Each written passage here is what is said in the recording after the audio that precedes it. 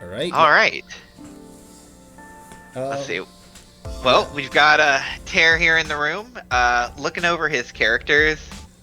From season 3, he's got Akuma, Ryu, Ken, and Dan here. So all the Shotos, but I feel like if we see some Dan action, things can get pretty crazy.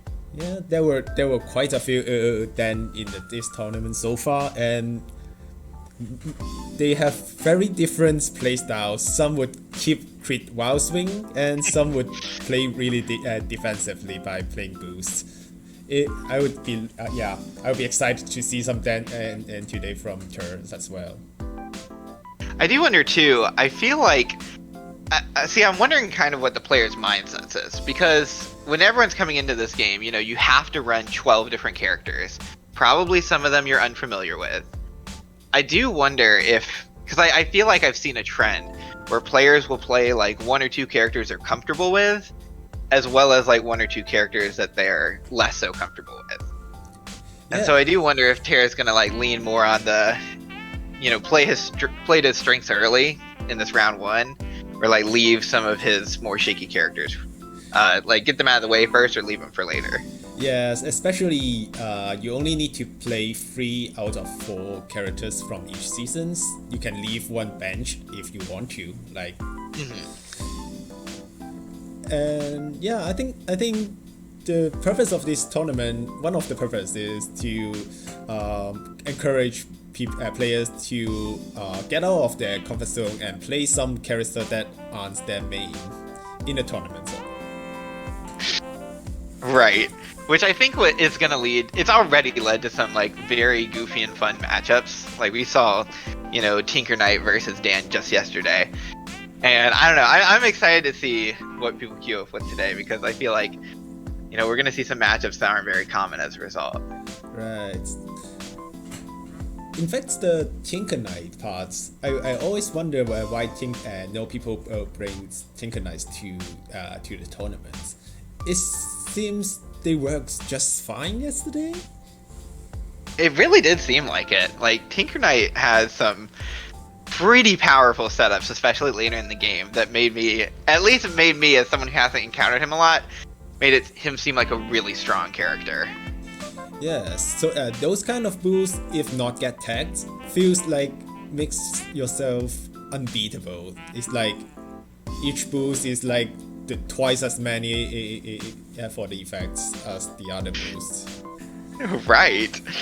Like, I think we saw Jan play the like 4 force, like +3 armor, +3 guard, and some other bonus effect boost from Tinker Knight when he was still like on the front side, so it wasn't for free.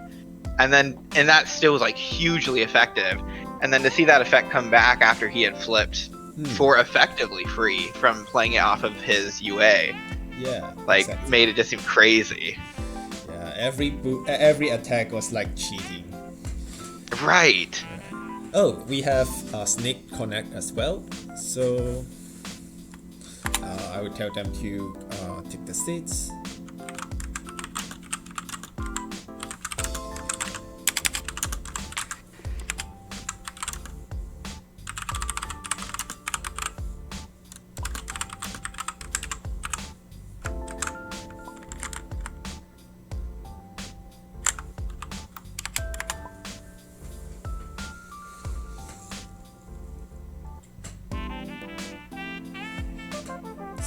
Yep.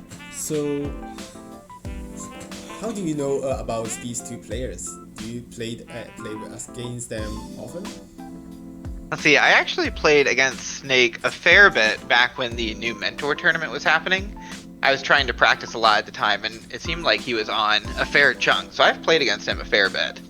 But I feel like I might have only played against Terra once or twice. I see. Yeah, I'm not familiar with her. I only play against him once or twice during the mentorship tournament. And Snake, his Sagat was quite famous or infamous. Some people describe his Sagat skill being disgusting. I'm not sure that's a compliment or not. So I think it's a little bit of a compliment and a grievance of having to play against it. It's very, very good. So maybe we can see some Mr. Guts today or not. Maybe he would leave it later. That's true. He might want to keep it as like an ace in the hole for a later round.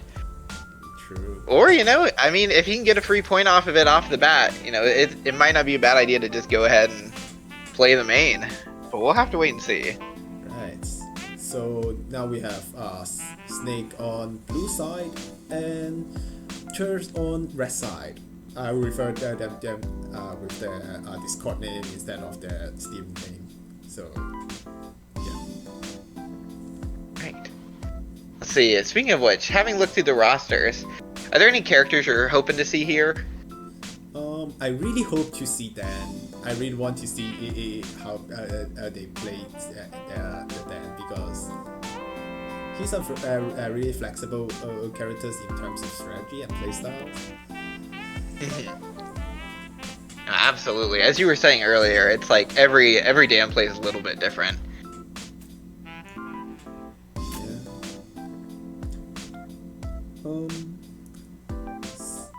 I also it's rare to see Snake bring out some season 4 and season 5 characters. So I also want to see him play those characters as well, like Shuffle and Shield, or Ragna, or maybe even Tao. Honestly, I would love to see a Tao or a Shovel and Shield. I think both of those characters, I feel like, are so dynamic. And honestly, Shovel and Shield especially is one that I don't get to see basically at all. I don't know if I've ever seen a full game with Shovel and Shield, so I would love to, see what they have. Yeah, they're rarely seen. I really want to see them being played in the tournament.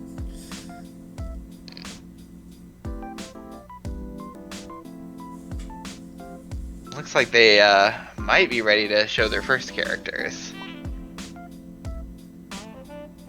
Taking a little bit more time. I wonder if Snake here is trying to... I see someone join the, character roster sheet pretty recently. I wonder if Snake here is trying to, I guess, calculate the matrix, so to speak. Try to figure out, what turn might play here and what he can play to, best run into that. Ooh, that sounds like more like a psychological warfare. Just to turn on the page and show your opponents that you are looking at their roster. Exactly. In a sense, the mix-ups have already started just on the character select screen. Funny enough, someone describes the roster selections where they need to draft characters with their teammates. It's just like another game, fighting within in your teams to pick the character you want to play. Honestly, that is definitely a good point. I felt, at least in our own team's creation process, all three of my teammates, because I'm teamed with, Reggie and D, and all of us were pretty flexible on who we were willing to take. But even then, there's certain characters that it's like, well, I wanted this character, they also wanted that character, but then, me and another teammate might have also shared a different character. It's like it was a lot of give and take. And I feel like we settled on something good, but it definitely feels like, there's a game to it in itself. Like, who can capitalize best on this character, but also still making sure everyone has a well-rounded team. Right.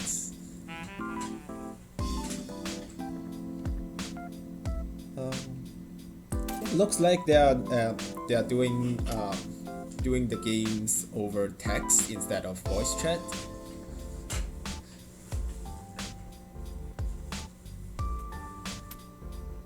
It makes sense. I've seen a lot of players prefer doing it over text when you get to a tournament setting. Right. It feels a lot more, or maybe not a lot more, but it feels a little bit more official and tense when you're doing it through text, I feel like. So that, you're not telegraphing in your hand when you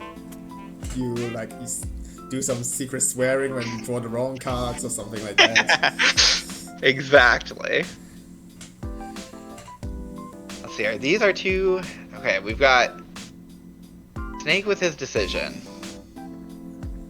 Looks like Tur's got his bag with 3 characters still in it. Right. Oh, I just picked the one for the first one, right? Yes.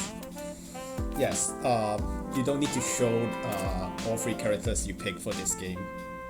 I mean, for this set beforehand. So there are some strategy here as well. Like, if you are playing a character that is generally weak against Season 3, then maybe you leave that until your opponents play their Season 3 characters so that they can't play a Season 3 characters again. I see, that's clever. Yeah. Oh, we are following these rules here. I see. Feel free to do it in a more casual way if you agree. Yeah, so I basically set up the hidden areas for them so that they can like select the character without letting enemies know. But I know it's sometimes it's quite clumsy or like fiddly, and since this is just a casual tournament, maybe they can then just do it like just pick them up into the hand. Right. Oh, go ahead. Sorry, I think it's just fine and to do whatever your opponents agree with. Absolutely. I think it is a good move though to start with the hidden areas up, just because you never know. Like, the players may really want to run with as much hidden information as possible. So it's always nice to have those set up to start out with. Right.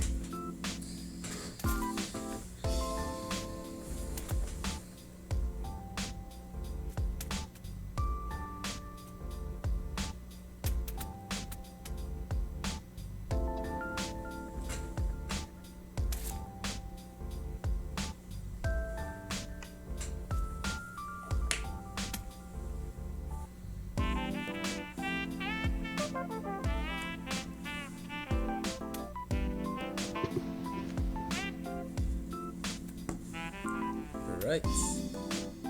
It seems like Tur has already picked revealed his first character. Is Akuma here? And Snake is playing Can. Okay. This will be a good match. Right. Typical Season 3, inter-Season 3 match.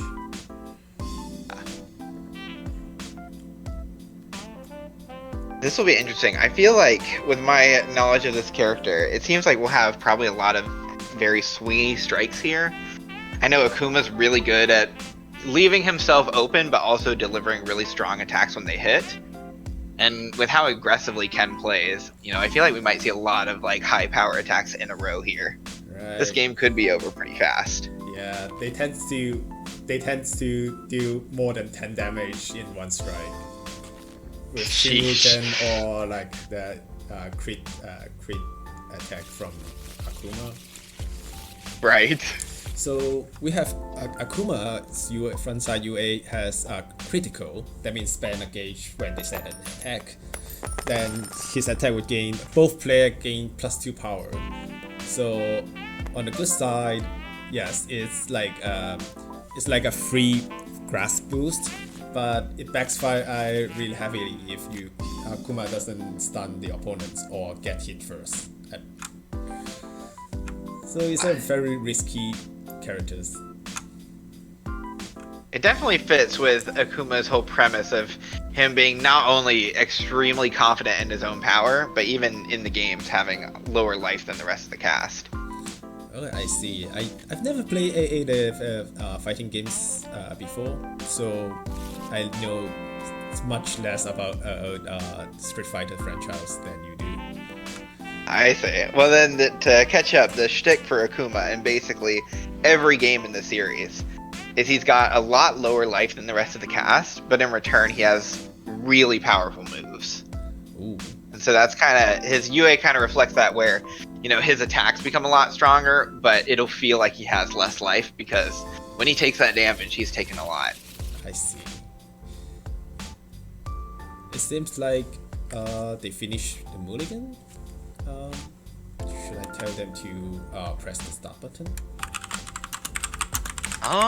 Let's see. If they go ahead, I assume that when they are ready, they'll hit the start button. If they start playing cards, maybe we can give them a quick reminder. Okay.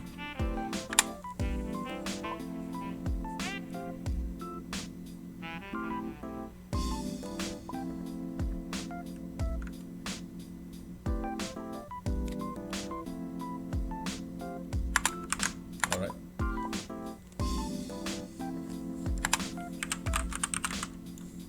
There we go. Right. So Akuma start with a prep. And Ken should have 6 cards in hand now, shouldn't he? Yes, Ken has 6 cards in hand. I can confirm that on my side. Okay. I see. One of them hadn't loaded for me yet, I believe. I see. There we are, though. Ken boost Burning Passion, +1 speed, now draw a card. Nice. Yeah. This boost is very good. Like, it's on tempo because it refills the reload the hand while keeping on the tempos to threatening something in high speed. Right. So, we've got, let's see. Hold on. Okay. I do wonder here, because with that extra speed, you know, as Ken, you're basically threatening either a Hadouken or a dive. Or I guess possibly a Tatsu. He's got a few options here, actually. Yeah. Ken is like the king of mix-up. He's got it at every range. Okay. Akuma boosts Goshoruken. It's a very strong boost, don't get me wrong, but it seldom get boosted early on because Goshoruken is such a valuable card for Akuma for being a Cobalt curve, because apart from this, I believe most of his attack is below curve, like those are mid speed. Yeah, absolutely. And having something that's like both above curve, good for positioning, still has that hit push too, which can come up in a lot of situations. And he doesn't even have any, he doesn't really have any good slow options, like it's all mid speed.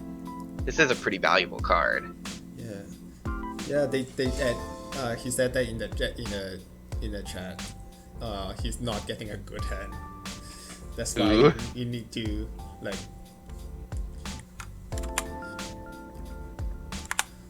wet hand. Oh.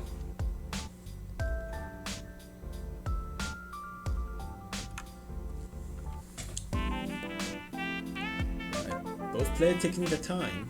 It's a key charge from Ken. Yeah. You know, you would almost think if Akuma's got a bad hand, I almost wonder if it might be a better option to capitalize on that as Ken. Oh, immediately going for a reading. Interesting. Reading Assault. That's legendary. Oh. Can win. Wait. Yeah, can win this. Can win the speed because it has a +1 speed boost on there. Right.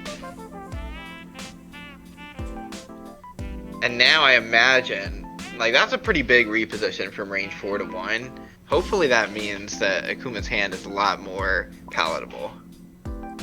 Oh, but immediately on the advantage, he take a prep action to reload his hand. So maybe not then. But I would say it's a reasonable reading because, oh, is it? Yeah, if the reading fails and Ken does not really have a punish on assault because both dive and Hadouken miss at that part. So I would say the reading is reasonable. Well, Hadouken at that point would have... Oh wait, you're right, yeah. Because even with a 5-speed Hadouken or a 5-speed dive, you know, Akuma's still going first. Yeah. So yeah. Pretty good play from Akuma then. And Ken boosts Spike and and immediately get struck from Akuma. Not a crit though.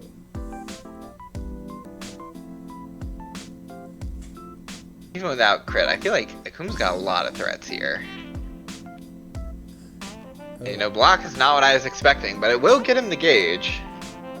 I think, yeah, at 3 gauge, he's comfortable to exceed next turn with one gauge left for his UA.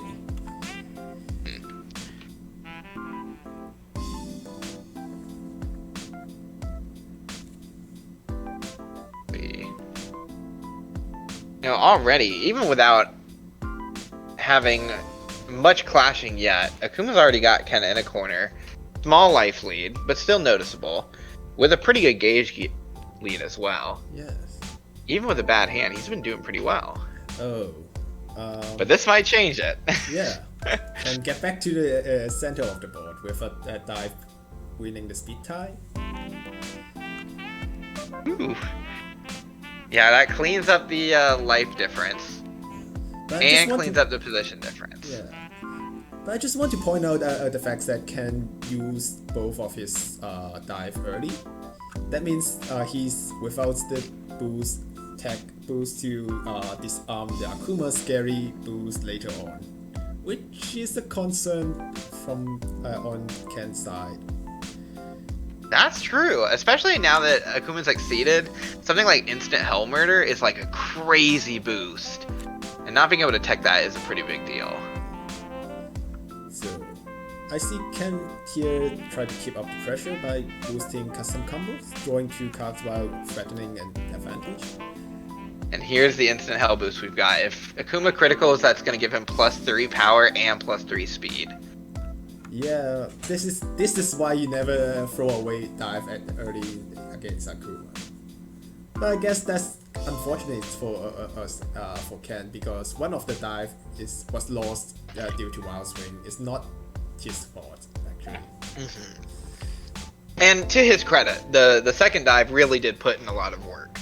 Yeah. Like he's losing out on the tech, which definitely would have helped a ton here, but he did get a pretty good value out of it. Yeah, that's true. A reasonable trade-off. So let's see what's the response from Ken.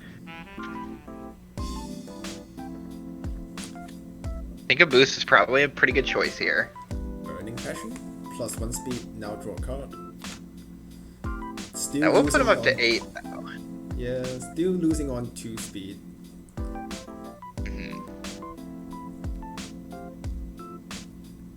So yeah, it's gonna make the discrepancy maybe not so crazy. It's possible that Ken has a grasp in hand, and you know, a lot of Akuma's mix-up options are speed 4. Now they'll effectively be speed 6 instead of 7, meaning they would still lose to grasp. That'd be my guess. That's true. It disarmed quite a few options from Akuma. Seems like a crit strike from Akuma's side. Alright, 3 power, 3 speed. Whew. We've got the block at least, but that's still 9 power coming our way. Yep. And sweep this card from opponent's hand before they get to spend them as force first. So yeah, that's a huge swing from Akuma's side. That's gonna knock out maybe a total of like 4 cards out of Ken's hand plus the block. Yeah, and as well as the boost. Right. I think that's a massive card advantage play.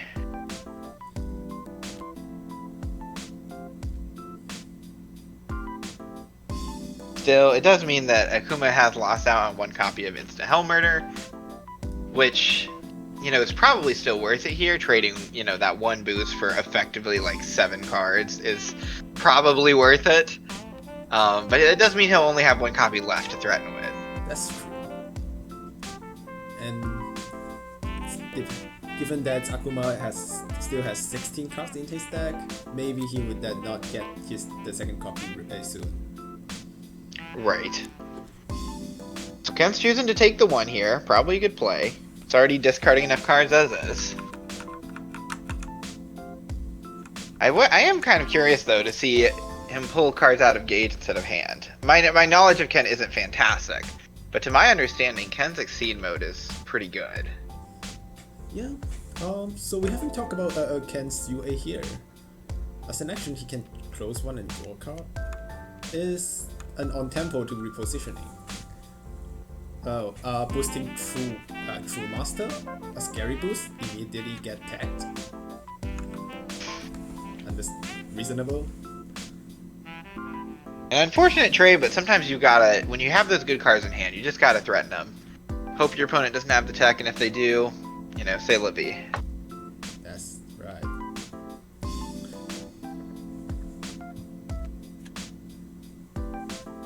Can boost light here. At range 1, the mid-speed threatening here is his Tatsu. See. He could also, I don't think it would be as effective, but he could theoretically be trying an axe kick here as well. Alright, it still has its ignore armor even without its critical. Right. I'm kind of surprised Ken spend his last gauge there, just because not being able to create means quite a lot for Season 3 characters. We have a parry coming down. Parry Tatsu. Alright, looks like he's looking for the Tatsu as well, and there it is. Alright.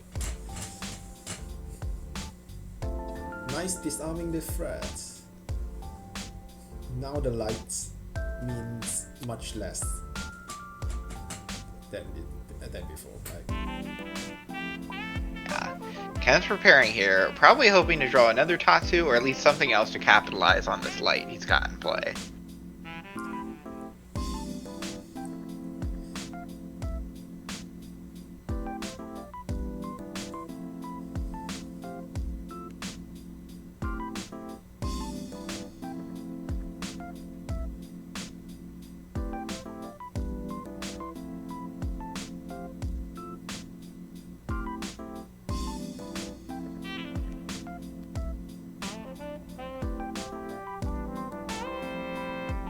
Got a no crit strike from Akuma here. With the light boost on your opponent's side, this is probably a slow. Oh! The grasp! Get beaten by the 8-speed cross. That's an interesting play. Yeah, that's very risky, but I mean,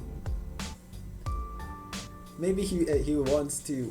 I mean, if it lands, then at least he gets to reposition into somewhere he's more comfortable with.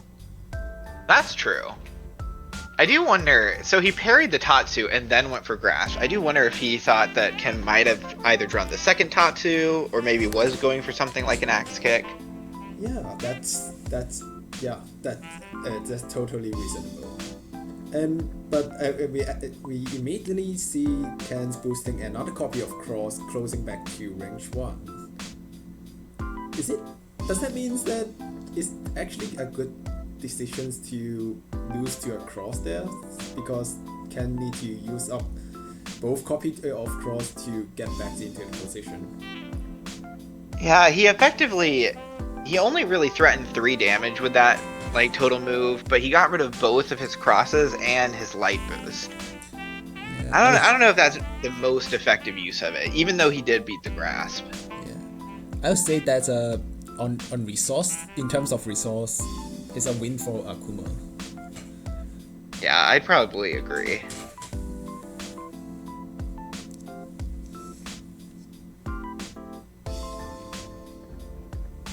Got another strike on board. Both players with a defend in play. And Akuma decide not to crit here. I mean, that's reasonable because it's even with +3 power, it's hard to stun a boost of a defend in play. Right. You would still be down effectively 1 guard.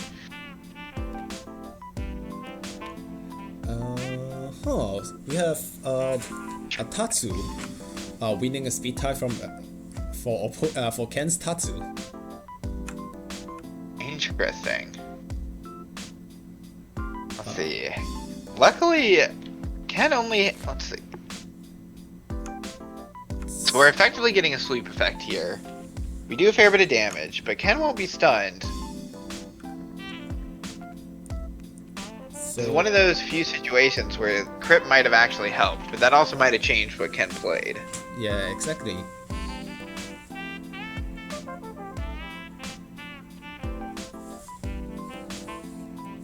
You rarely see an Akuma's mid-speed trading down against opponent's attack. That's true. In fairness, he does get the card, but even still, like, I feel like that was a pretty good response from Ken. Yeah.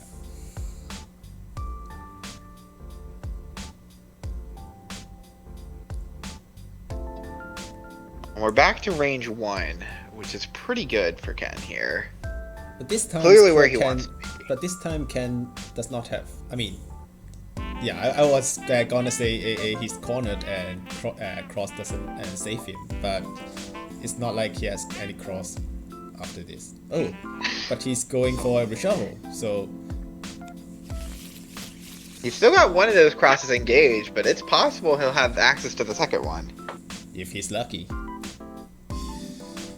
Even still, in this range 1, you know, you're looking at all of Akuma's 5 speeds, 4 speeds. You know, something like your Shoryuken still looks pretty good here. Your axe kick doesn't look too bad when you have crit available. Yeah. Like, range 1 still feels fairly safe here.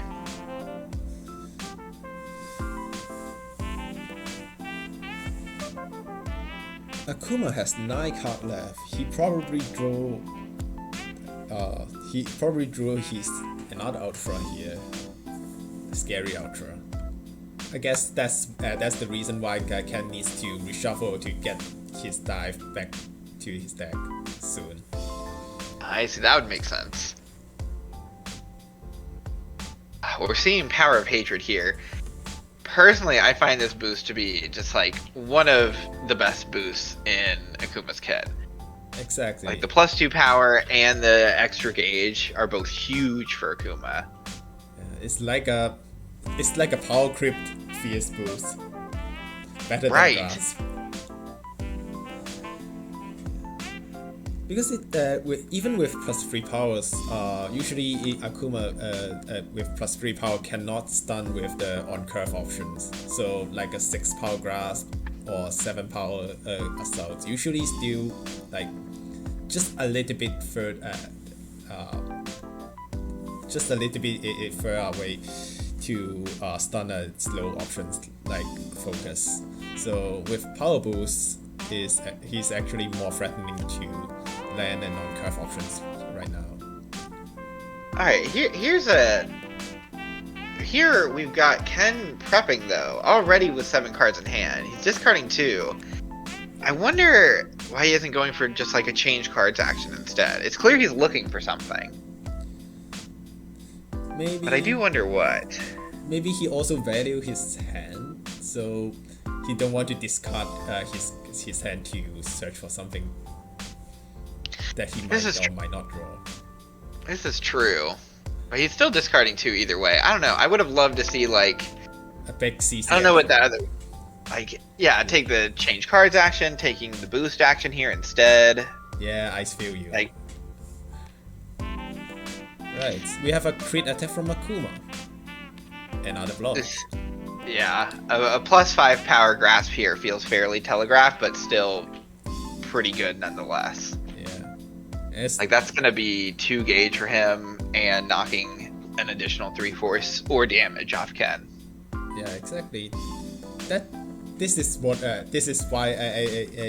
power boost is so valuable to Akuma's at range 1. His on curve option is guaranteed to hit and stun any options except Brock. Right. In fact, I would have loved to see actually with that power boost out, Ken throwing out a strike, mixing up either, you know, the Shoryuken, try to stun at something like a grasp, or, you know, counterbalance it with something like, you know, we've seen both of his sweeps. Probably doesn't want to go for focus at low power, but he still has like axe kick. Like Yeah. something that would take out those slower options as well. I feel like You know, Ken had access to a pretty good mix up there, probably considering his hand. Can't say for sure. Yes. But he certainly has some options left in the tank. But I mean, overall, Ken doesn't feel like has a lot of aggression in this game so far. Mostly safe play from his side. Oh, it looks like we've put the Power of Hatred in the discard here. Oh, should I leave that? So.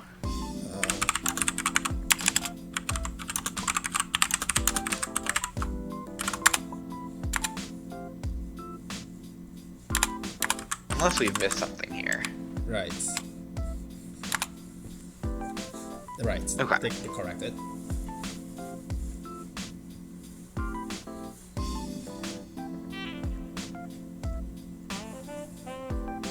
You know, despite everything that's happened, it's still kind of surprising, but... Or at least it's a little bit surprising to me. You know, Ken's been playing pretty passively, but it's actually, you know, worked out fairly well for him over time. He's still sitting at 20 life. You know, he has reshuffled, gone through a lot of cards. But, you know, he is still very surely in this game. Right. Yeah, and Akuma put him into the corner, but also at range 2, which is the best range for Ken, I believe. And Ken decided to move back into range 1. Despite Shinru Ken, the biggest threat, is not online yet. I do wonder if Ken might be trying to go for a grasp himself to put Akuma in the corner, or you know, maybe he has a second Shinryuken in hand and is just hoping to get it online after a strike, or a key charge. Exactly. Wow, you. I guess you're right. And Akuma's went for a reshuffle there, but we haven't seen the +3 speed boost. I mean, the second copy of +3 speed boost there. Right. I wonder, it's possible he has it in his hand right now, but that means I almost wonder if it was bottom of the deck and he didn't want to show his hand. Right. But I mean, reshuffling early means he doesn't have the 4th copies after the shuffle. Oh, that's true. Reading Spike. That's life. That is, I do wonder why Akuma didn't go for a crit strike there. Yeah. Because if you're... this. Yeah, as soon as, like, reading crit is, like, doubly risky, but it's also, you know, if it does work out and you kind of know, you know, a good idea of what's in your opponent's hand, I mean, those can be devastating. Yeah. But I mean, Asao still land with advantage. I would say it's not bad for Akuma's side. That's fair. Playing another instant hell murder here. We've got an extra 3 speed, which is pretty big. Not as big as range 1 as it would be at like range 3. But considering, you know, Ken has Shinryuken online, you know, it's still probably a pretty fair option. I just want to check before reshuffling. He hasn't played any of the Demon Armageddon? Oh, that's true. If he played something like that now, that would be what, 15 power? 15 power. Let's see. 8 or no, only 12 power, I think, actually, right? Plus 3 power from crit, doubled to +6. Yeah. I mean, if but he still, has an EX, that means That's true. That goes up to what, 14 then? And you're right about the 8 speed. Like, nothing can beat that. Right, except block. That's true. But even then, though, Ken's got 1 block engaged. He's got 1 block somewhere in the deck, but the odds that it's in his hand aren't great. I seem to recall him using both of them before the reshuffle. That's true. I can confirm that. So Ken's boosting lights to compete. Try to like partly compete with the boost from Akuma. That's a pretty good option. If you don't have any techs in hand, like, that's almost a tech. Oh, we've got Spite here, though. I honestly, you know, the more we talk about it, I think you're right. I really do think Akuma's got Demon Armageddon here. You might even be right about the EX. He's threatening something crazy.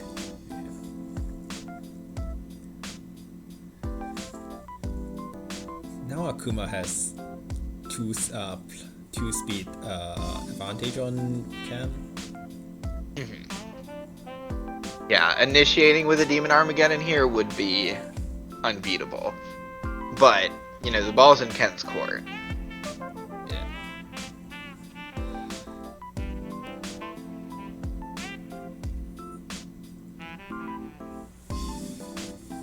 It would be incredibly risky, but he could... Well, he doesn't have tech in hand, actually. I was going to say he could throw out like a grass. He might tech have. He might now. He went for reshuffle earlier. Maybe the custom combos is trying to draw the dive. That would make sense. But it might be...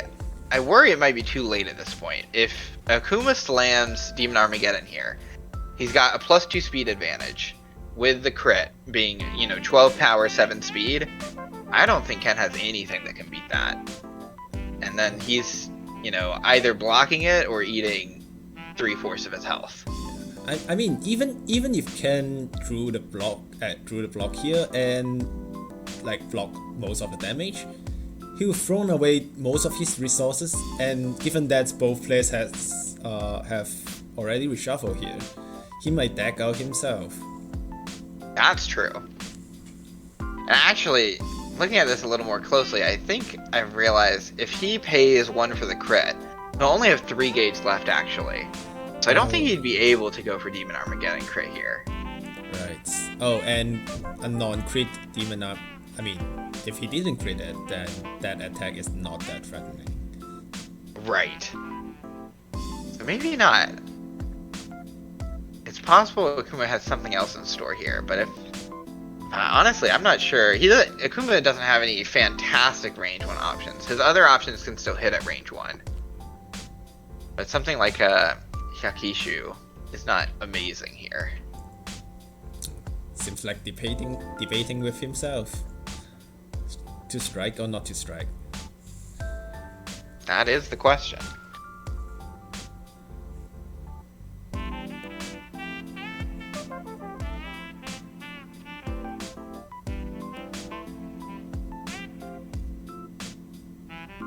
You know, if he is holding something that's pretty big here, you know, I was gonna say if he's holding something pretty big, probably that's his best time to strike. You know, Ken might have just drawn the tech. Ken might have just drawn, you know, something that can get him out of here. There is the tech. I feel like, I don't know what's in his hand. I don't know how he could have capitalized on it. But I feel like if there was a time, it would have been right then. Right. Unfortunately, it seems like Akuma missed the timing here. Another copy of Instant Help Murder. All right, well, you know, trading 1 for the tech isn't great, but if you've got another, maybe it's not so bad. Alright.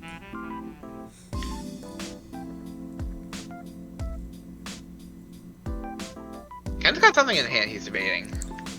Ooh. The last copy of True Master get tagged immediately? Wow. You know, Akuma's still sitting on this +2 speed advantage. But again, I'm not certain what he's threatening here. Something like Spike won't hit. A lot of his mid speeds are still good, but they'll lose to something like a Grasp. I mean, yeah. That's why I think Akuma is debating right now. Or if he has a Go Sharuken, it's a very good attack to be thrown here, or just to boost to get the 5th gauge, and then take another action, and then immediately strike with the Ultra. That's true. There's a part of me that wonders if he doesn't have that combination in hand, though. I'm almost wondering why Akuma doesn't just retreat 2 here. You know, he's got 7 cards in hand. He can afford the 2 force. And, you know, we don't know exactly what is in his hand, but he's got to have some good mid-speed options at this point. Right. You know, and that's extra speed's going to matter a lot more at range.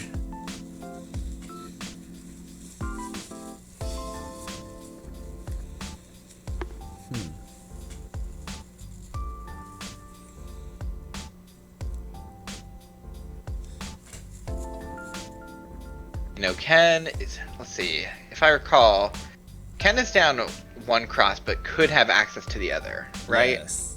He went for reshuffle earlier. Right. Okay, can catch up with the speed with Burning Passion.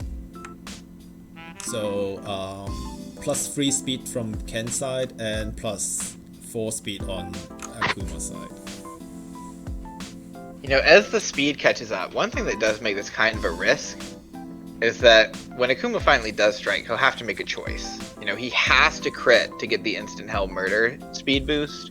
Yeah. But if he does crit, he's leaving himself open to taking 3 extra damage. If Ken can kind of equal the speed, or at least get it to such a point that it doesn't matter a ton, right? That extra 3 speed or 3 damage could be pretty big. Exactly. So, but it seems like Akuma still want to neutralize the threat of Shinruken instead of like the defensive options. So now both Shinrukens is out of the game. Yeah, I'm not sure what's left for Ken to threaten with here. Well, as far as 6 speed options go, he still has a crit axe kick. We have only 1 copy left. Yeah, that's true. Once it's engaged. So there isn't too much. But again, it's one of those things where I almost wonder if you're going to, take the time to call out Shinryuken. Shinryuken's also only good on offense. I mean, it is good on defense, but not as much. I really want to see Akuma actually kind of taking the initiative here, but I feel like he's playing fairly passively. I mean, it's for his benefits to play passively because now Ken boosting another copy of Burning Passions.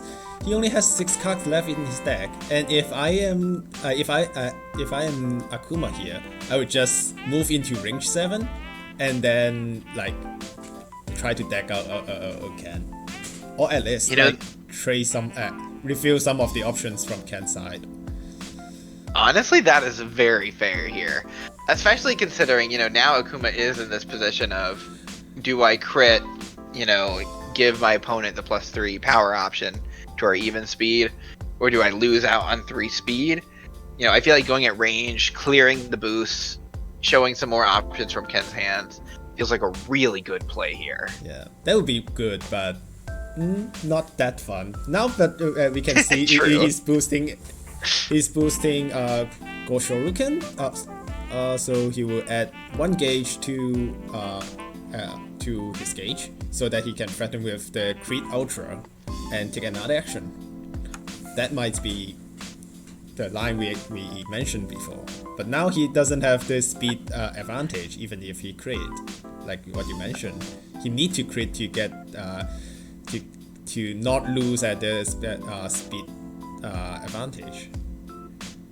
But there's a speed advantage coming back down. And we already know that all the copies of Shinryuken are gone, as well as 1 axe kick, and I think we might have at least 1 copy of Grasp down as well. At this rate, Akuma could just be trying to get rid of everything that could possibly outspeed, the Ultra, and then go for it. Yeah. It feels like an attrition strategy.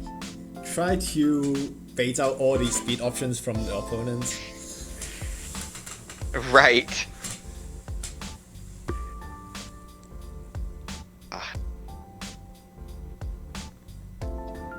It's kind of funny, when we sat down for this match, I really expected this to be a quick one. I was expecting a few 10 power hits here and there and the game to be over, but at this rate, I'm almost worried about a deck out from Ken at this point. Yeah, that's quite funny.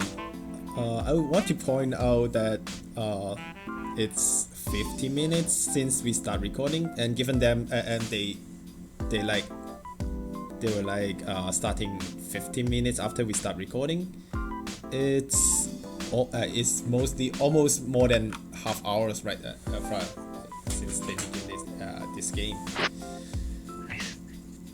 You know, they've kind of been at a almost like a standoff the entire match. You know, no one wants to strike in. Everyone wants to use, you know, their turn to either boost, grab whatever options they need. And as you know, as a result, you know, we're sitting on this board. We've got 4 speed on both sides, probably 3 power on both sides. Yeah. And yet no one here wants to strike. No one Which wants to strike for fair reason. Of course, I mean, both players has a nuke in hand, and they just need to nuke the opponents first. Right.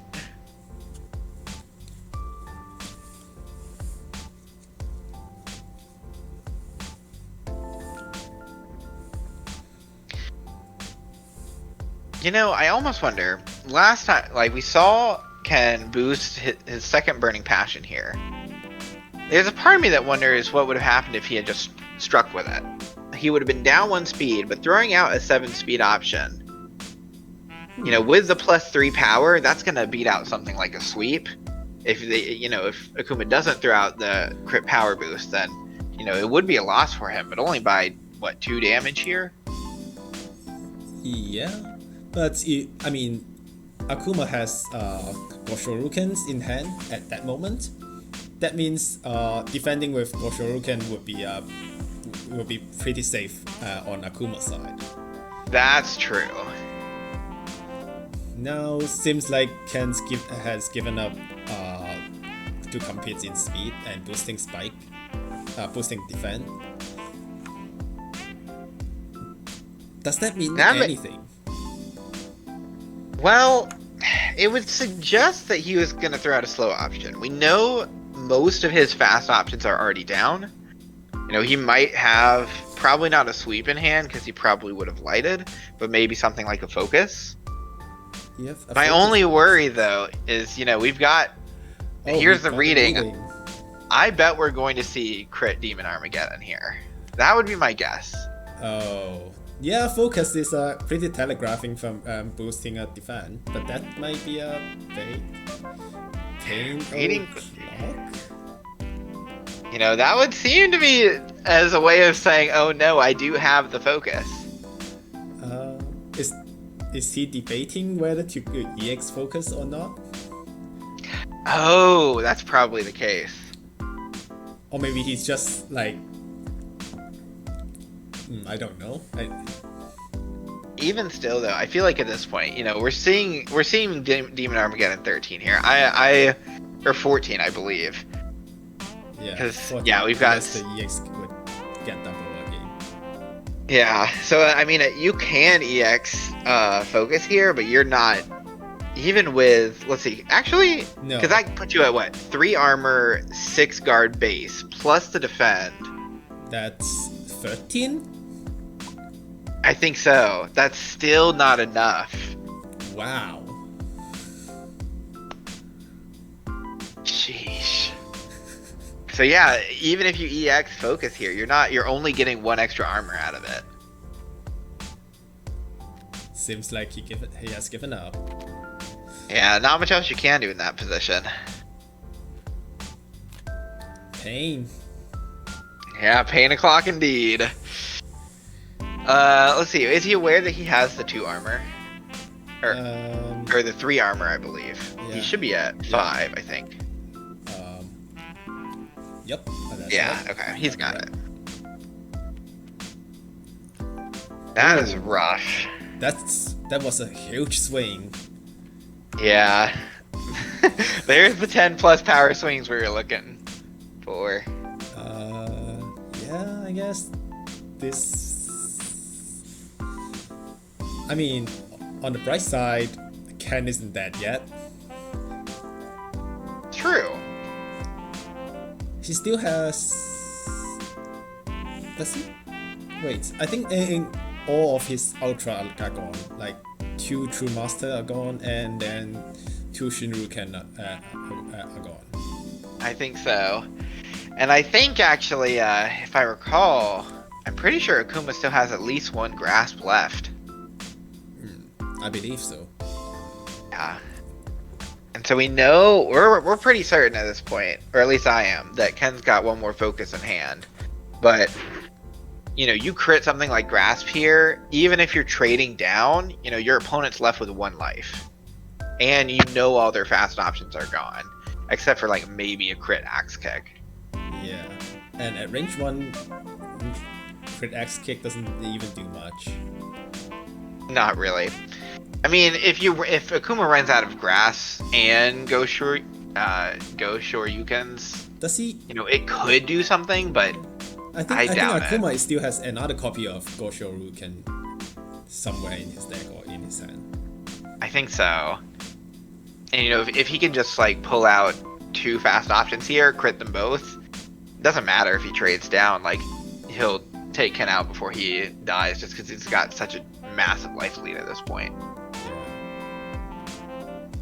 Seems the strike from Ken, an immediate wild strike. Oh. Huh. Okay. So keeping him at range 1. Yeah, Akuma. Ooh. We have the boost on Go Hadouken. It's not coming to interesting. But yeah, this is the right moment to boost it to capitalize on the life advantage. Yeah.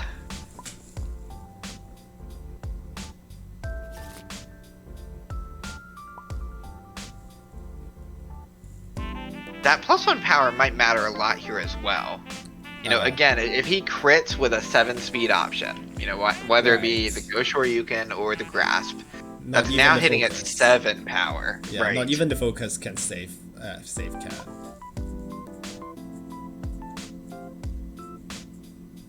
I can't recall. Does Ken have a Grasp left? If he prepares here, this could be checkmate. I guess he's more likely to check his deck right now instead of. That makes sense. Because the odds that Akuma has one of those 2 7-speed options in hand is pretty high. That's right.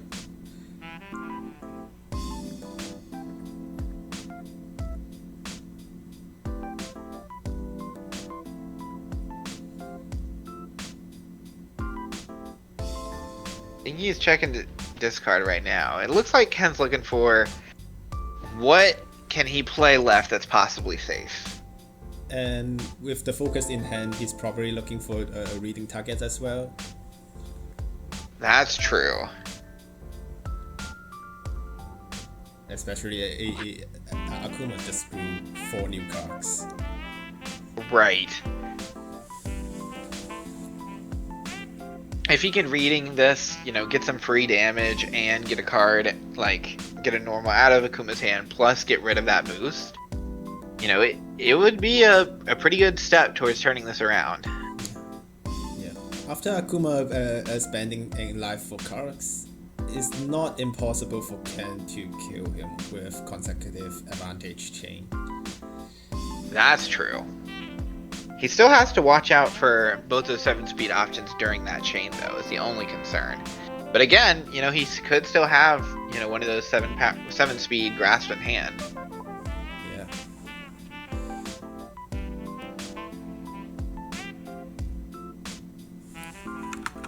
Just though, you give Akuma a second to breathe here, and it's over. Exactly. CC0. That means he doesn't want to strike here, and he doesn't want to prep because of the deck out pressure. That's true, but doesn't that... I mean, it's possible Akuma doesn't have it, but isn't something like a Go Shoryuken crit here just checkmate? Does Ken have a block left? I believe so. I mean, if Ken really spends something for block, then he'll be. He's sure to be decked out. Yeah. Without enough power to take down Akuma. That is very fair. Although at this point, if he blocks, he could just spin it from Gage. He's got no more use for it, basically. And it's clear he doesn't want to exceed or use the UA.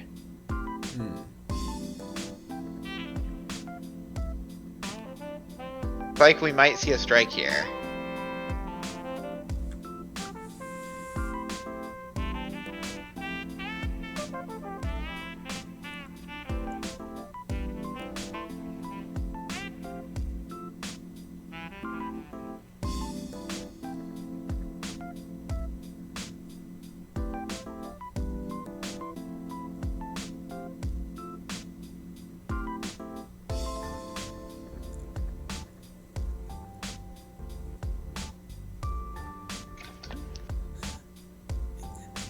For some reasons, I feel like the whole game, Ken is recovering from the misfortune of wild swinging in a dive early on.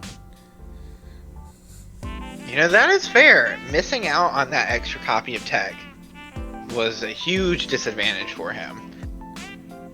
Yeah. Even still, though, I feel like a lot of this, if Ken could have somehow found a way to, you know, get out of that giant boost chain instead of just trying to like keep catching up in terms of boosts, no, I think he might have been able to avoid the, you know, guaranteed EX Ultra. Yeah. So Akuma played cross to escape the corner here. That's fascinating to me. We know that, you know, Ken has a lot better of a time at mid speed with the options he has left, I would think. But it is possible, you know, that Akuma's just holding another Go Hadoken, another like Tatsu, another Kakishu. How fast is Go Hadoken? It's 5 speed on curve. Yeah, with that crit, it's going to be a 6 power, 5 speed attack. Yeah. Add in the boost that he's got, and that's the 7 power he needs. So that, you know, that might be what he's going for here. Yeah. I think that would be another checkmate situation.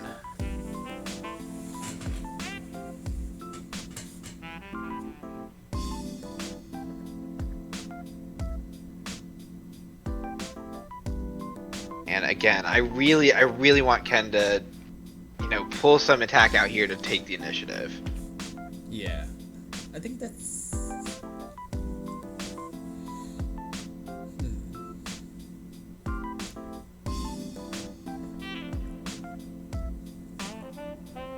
For some reason, I think there aren't too many options left for Akuma's side. Is he out of slows option yet? I think light was down. I'm pretty sure focus is down as well. I think he's used both readings. Yeah. Or has he reshuffled after? Yeah, I think he. Yeah. I think he's used both after reshuffling, but I could be wrong. Yeah. And I think he boosts at least one speed. Not sure if he has another one. And in that case, Ken could just kill him with on curve options. Yeah, that's true.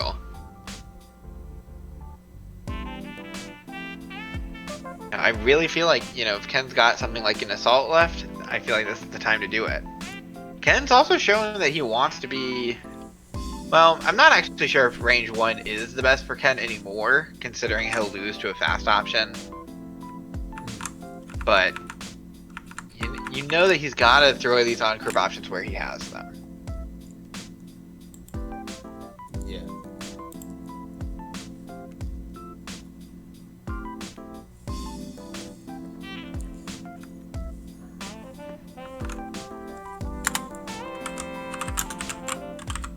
I think 1 hour timestamp. Is it 1 hour?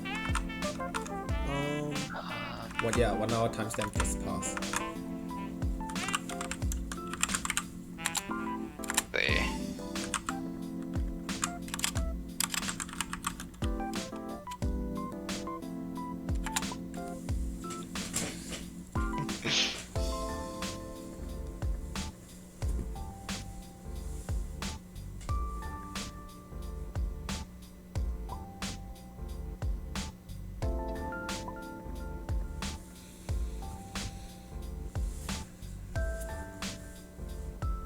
man, I'm kind of on the edge of my seat here seeing what Ken's gonna do. I hope he's preparing this for a strike. But it's possible that he doesn't have anything like Assault and he'll just boost it. Which, you know, would be a fair option. Especially if he, you know, really thinks that he's gonna see the second Go Hadoken here. Yeah. Right, so he went for the reading here. Sweet. You know, I like that. So I think and he really has a sweep in hand. Right. So there was one left. Oh, no. Ooh. No sweep. I think that's the right play. I don't think so. I think you've got to crit Go Hadoken here. Because if he's so against sweep, the only thing that Ken has that's going to beat sweep is going to be something like a spike or a dive. You know, one of those mid-speed options. Oh right. If you know Ken is playing something like that, crit Hadoken just takes the game. Yes, exactly. Right. You're correct. I think Akuma just. Can I take no? Yeah. There is also the possibility, which I don't think this is the case, but I'll throw it out here just in case. There is also the possibility that Ken knows that the last two cards in that Akuma has two sweeps in discard, and we've just miscounted, and he just wants to see Akuma's hand. That's a chance, maybe. Especially if, you know, Akuma still has focuses left, it's possible that he's worried about, you know, getting red. But I feel like in that case, you would just read a focus. So I don't think that's the case, but it's worth throwing out. Yeah, I think both make sense. When Akuma boosts the first cross to get out of the corner, I have a feeling of he having another copy in his hand, so that like if he did cross out and Ken didn't dive in, then the Go Hadoken is a checkmate. Right. Now we have Akuma crit here. We know it's in his hand. Yeah, that's. I think is an on curve Go Hadoken. I think it has to be here, right? I don't know if any of these other options would hit. Exactly. That's. Oh, he does have Haiku, but still. Yeah. Sheesh. All right. That's the game one. Tur took the game one with Akuma. Yeah, that was pretty good. I gotta say, overall, you know, I felt like both these players played super solidly. I definitely would have liked to see a little bit of. I feel like both players probably played a little more passively than they could have. But overall, you know, I actually think that was some pretty excellent playing. Yeah, at least we have the 14 powered strike on Akuma. True. Yeah, EXing that Ultra there is just crazy. Just enough to beat a defensive EX focus. Yep.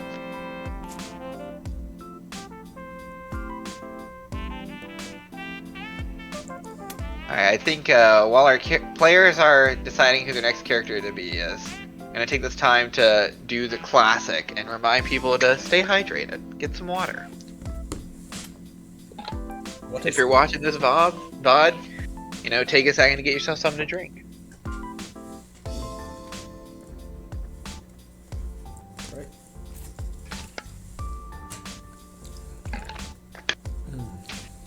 So let's see.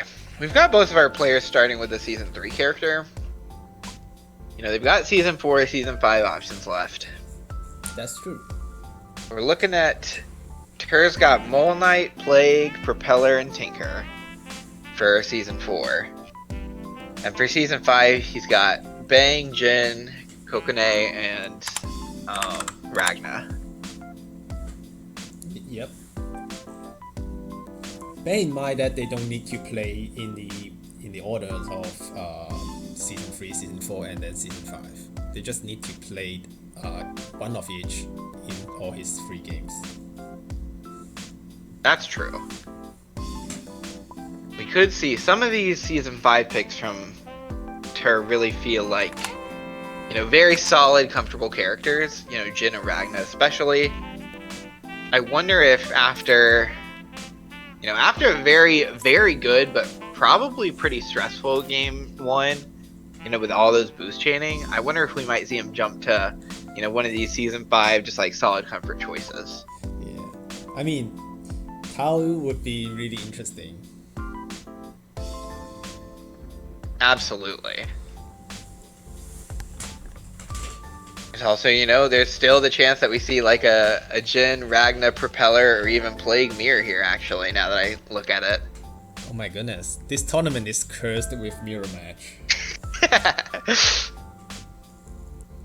I have a feeling as the rounds continue, they'll become more and more unlikely.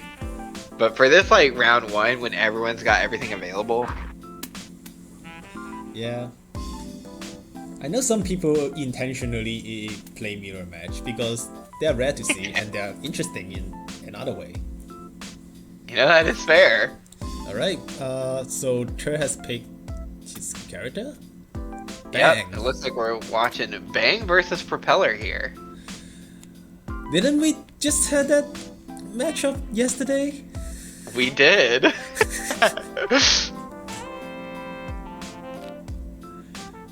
Right. So both characters are pretty mobile characters. We can expect them to fly from one end to another end several times in this game. Yeah, they've also got...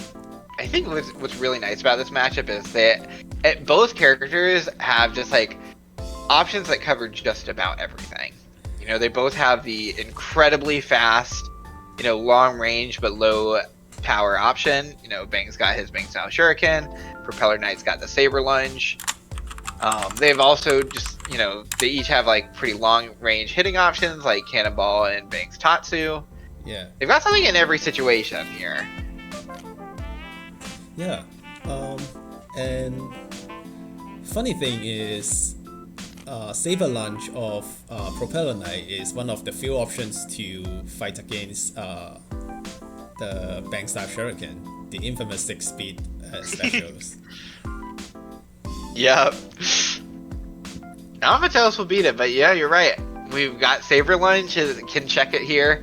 And I think even yesterday we saw a Swoop be played on a Bang style Shuriken to like avoid it. Yeah, that's very interesting.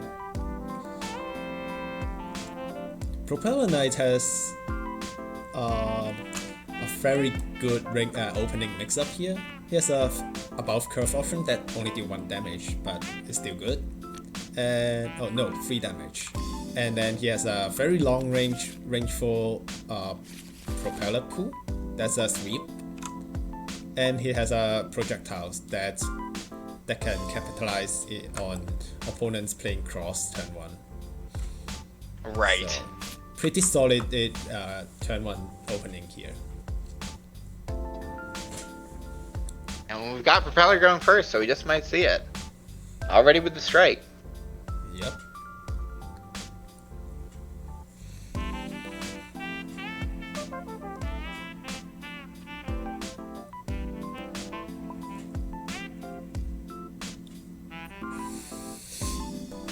$3,012 life. I'll pass for this exit game. I don't think you could. I mean, you definitely couldn't beat that, even if you hit with the entire deck. Exactly.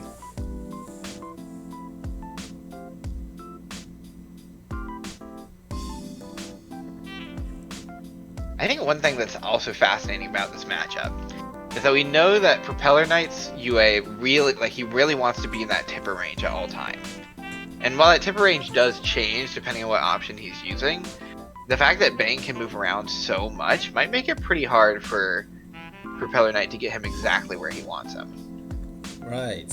That's one of the concern from on Propeller side. Maybe he needs to base Bang into his options then. That's fair.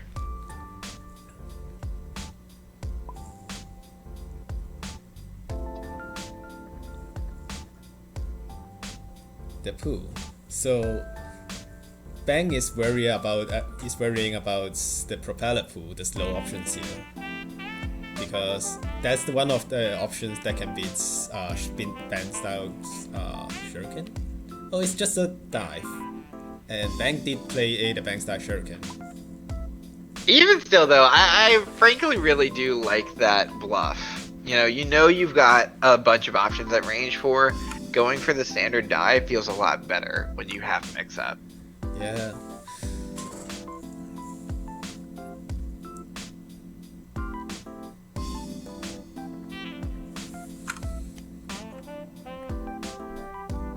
So, yeah, Bang Star Shuriken playing a boost from hand, get +1 power gain advantage, and then add the boost into the gauge. So, let's see. That's going to become 2 damage and give him 2 gauge for it, which is not bad. Yep, so he's halfway from exceeding with 4 unique specials.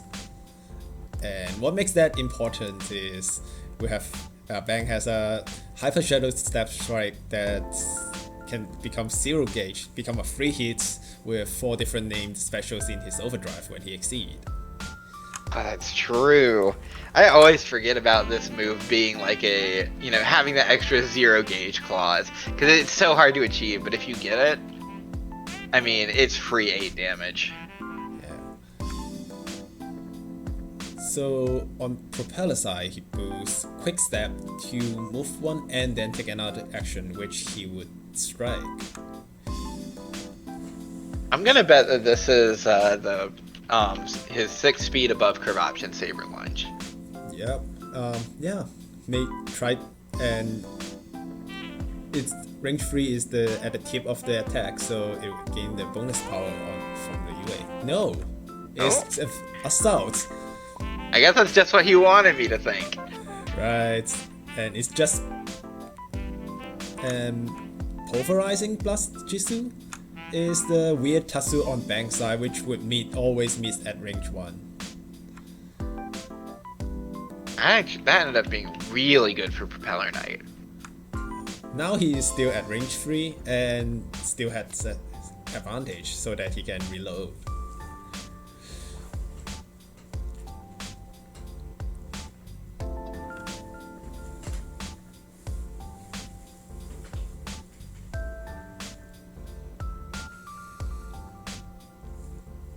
Oh. It looks like Bang here might think it's his turn. But we do have the advantage from Assault, I believe. I think he prepped. Propeller prepped. Oh, I see. Okay, we have an offensive dive beating a defensive dive here. And Propeller prep. And then Bang follow with a prep again. It's weird to see Bang not Bang prep here, actually, though. I guess he doesn't want to drop any extra information. Right. But Bang prep is usually a purely better prep if you're going to prep in the first place. Yeah, it's good to dig for something. Maybe Bang is not looking for anything in particular. He just wants more resources, more options. That's fair.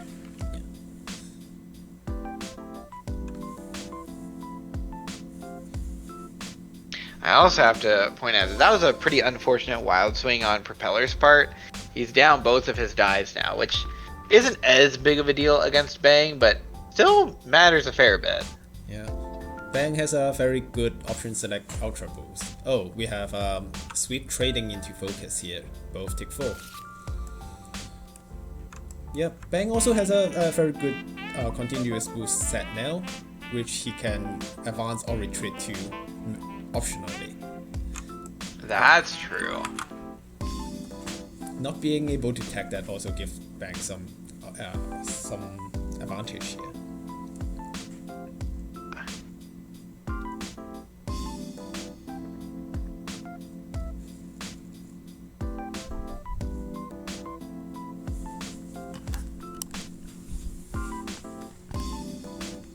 Speaking of that boost, here it comes, set nail.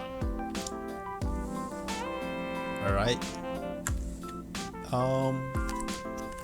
So swoop get boost. It's so strange that because without he's not eligible for the extra cross underneath, so it's only 1 power. It's a worse fierce boost. I see. Ooh. Ooh. That's EX Grasp here. EX Grasp, but it seems like it seems like it actually with the bonus power it actually matters here. Stunning spike. Otherwise, Bang could have hit with the spike here. So maybe it's not. No, I think that was really good on Propeller's part. Honestly, I did not see using both the option select with the before boost to make sure your spike is always in range is a pretty good option. I didn't even think about that, to be quite frank. Yeah, that's a pretty smart play from Bang's side, and it's even more smarter for Propeller to notice it and boost the extra 1 power to make sure his EX Grasp land. I think the coolest part about that too is with only doing the +1 power, you know, clearly he had something like a Fierce in hand because he had the EX Grasp. But doing the +1 power doesn't telegraph what he's trying to do either. Yeah. Propeller puts Bang into a corner and decide to exceed, moving into range 5. Interesting. Yeah, comparing to Propeller Knights, Bang actually doesn't have too many range options. The only range attacks for him is Pulverizing Jisoo, Blast Jisoo, and 1 copy of it was down, and is... Yeah, I feel like we're gonna see an advance back. This is almost certainly Cannonball.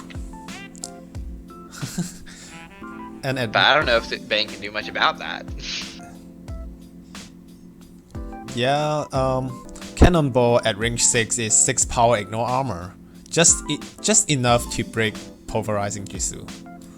Yeah, and even if, you know, Bang tries to move up, you know, he'd need like a dive to fully avoid this.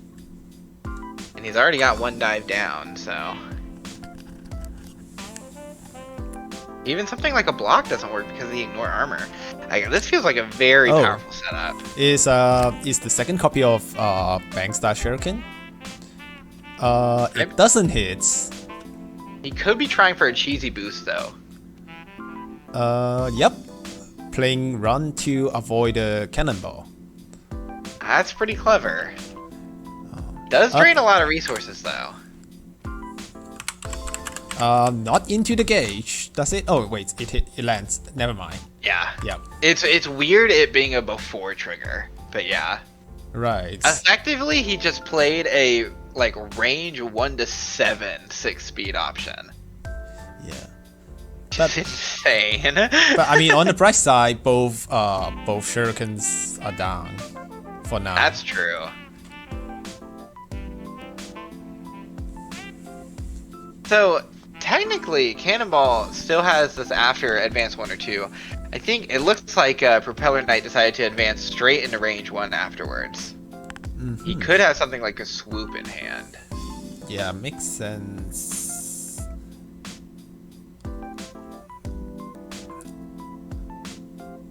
Propeller pool is also unavoidable here, undodgeable at the center of the board. That's true. Actually, how does that compare to the last Tatsu from Bang? It looks like if Propeller Knight gets a chance to initiate, he'll get to go first. But he still wouldn't even be able to stun, or even an exceed, I don't believe. A wild swing from... Ooh! We have an unstoppable palm thrust pushing the spike into the range. That's crazy. Oh, no. You know, that's the secret power of Wild Swing. Sometimes you hit options you don't even realize are options. You wouldn't think to play Spike at range 1, but you know, sometimes it just might work. Exactly. This is... I mean, even after landing the Unstoppable Palm Thrust here, Bang is still missing 1 special to exceed with 4 different enemy named specials in the gauge. That's true. He only has the Tatsu left to put in there, and he's only got 1 copy of that Tatsu somewhere. Yeah. I'm not surprised if he initiated with that here right now. That's true. In fact, that'd actually be a pretty good option here. It'll only really lose to, what, an Assault? And if it trades here, you know, then he's got all 4 specials online. Propeller prep. Fair enough. Yes, that's the 4th specials. But if that card in hand is the Shadow Strike, it's going to be discarded from sweep. Ooh. Oh my, that's a wonderful Wild Swing from Propeller Knights then. If that's the last card.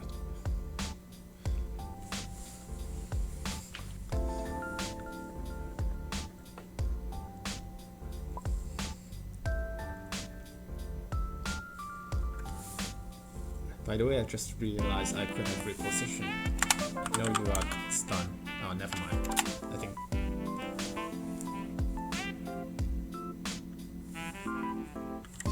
I think they will figure that out. PBJ. The PBJ is the Tatsu, the Pulverizing Blast Jutsu. I think the idea is he was saying he could have repositioned with the if you are hit, advance or retreat up to 2. Oh yes.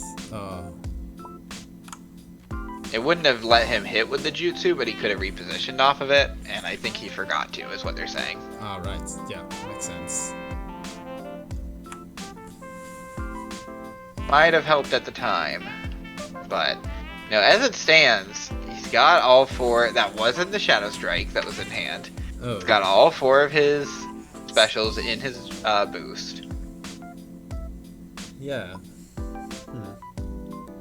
In its gauge. And actually,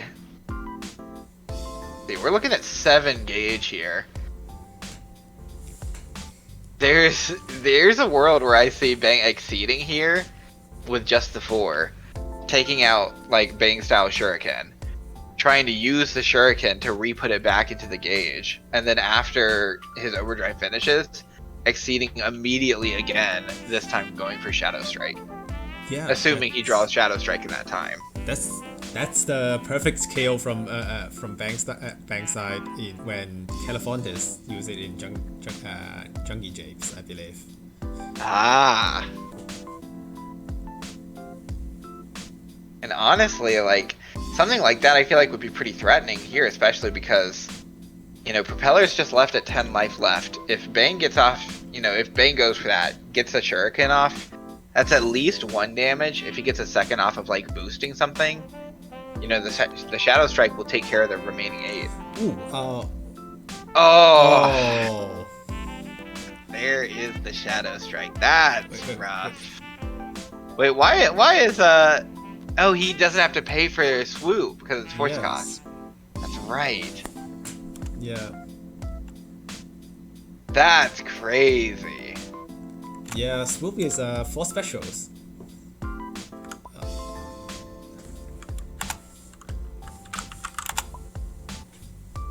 So yeah, if both play a Wild Swing 4 specials or Ultra, the initiator would need to validate first. I believe that's it.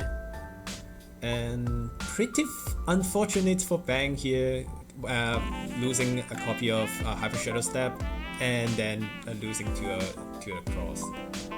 Yeah. Although I believe he still has 1 Hyper Shadow Strike left. Yeah. But I could be wrong. But that is definitely really unlucky. Yep. Is he going for a change cards here? Yeah, makes sense. Leaving the 4 specials in his gauge and then try to look change card for a Hyper Shadow Step. That makes sense. Maybe it's possible he's just trying to draw out the second one right here and now. He's got a pretty good chance to. But I want to point out that at range 4, Bang doesn't have many options here to defend with. That's true. And both shurikens and I think both dives even are down. So I don't think anything he does could hit. 7 speed. A 7-speed launcher. This is the fastest range 4 attack here. And this is 5 power because it's always at the tip of this attack. So wow. Propeller that took game 2 before Bang has a chance. That was pretty crazy too, because there was nothing Bang could have done about that. And even if he does block, suddenly you're back at range 1 with Propeller having advantage. Yeah. Oh, Bang made a mistake that he could have played Yeast Grass for the armor to survive. Oh, that would have been incredibly clever. But not sure he can capitalize on the even if he survived, it's not close because Propeller still has 10 life left and Bang doesn't seem to have the Hyper Shadow Step in hand. That's true. That was unfortunate. We saw Bang start to put the pieces together for Shadow Strike, but even after he finally got all pieces engaged, without Shadow Strike in hand, there's not that much he can do. Yeah. I have in the few times that I have played Bang myself, it's a trap I've usually fallen into to try to set up Shadow Strike, focus too much on doing that, and as a result, kind of lose out on some of my other bonuses. That might have been. I can't be so confident as to say that it was a mistake on this part on Terrace playing here, because honestly, it almost worked out for him. Yeah. But sometimes that's just the rough part of playing Bang, is you focus a little too much on setting up that gauge. Yeah. I mean, he's so close on being able to do so this game. So who can blame him? So right now we have the last game is Moon Knights from Chur and Ragna from Snake. We'll say this is a matchup I like quite a bit. Mole Knight's a character very close to my heart, so I'm excited to see him being played here. Right. You also picked Moon Knights in this tournament, isn't it? I did. He was my comfort pick for round 1. Mole Knight is far and away the character I've played the most. Ooh. And Ragna is a pretty common character, comfortable pick for everyone. Yes.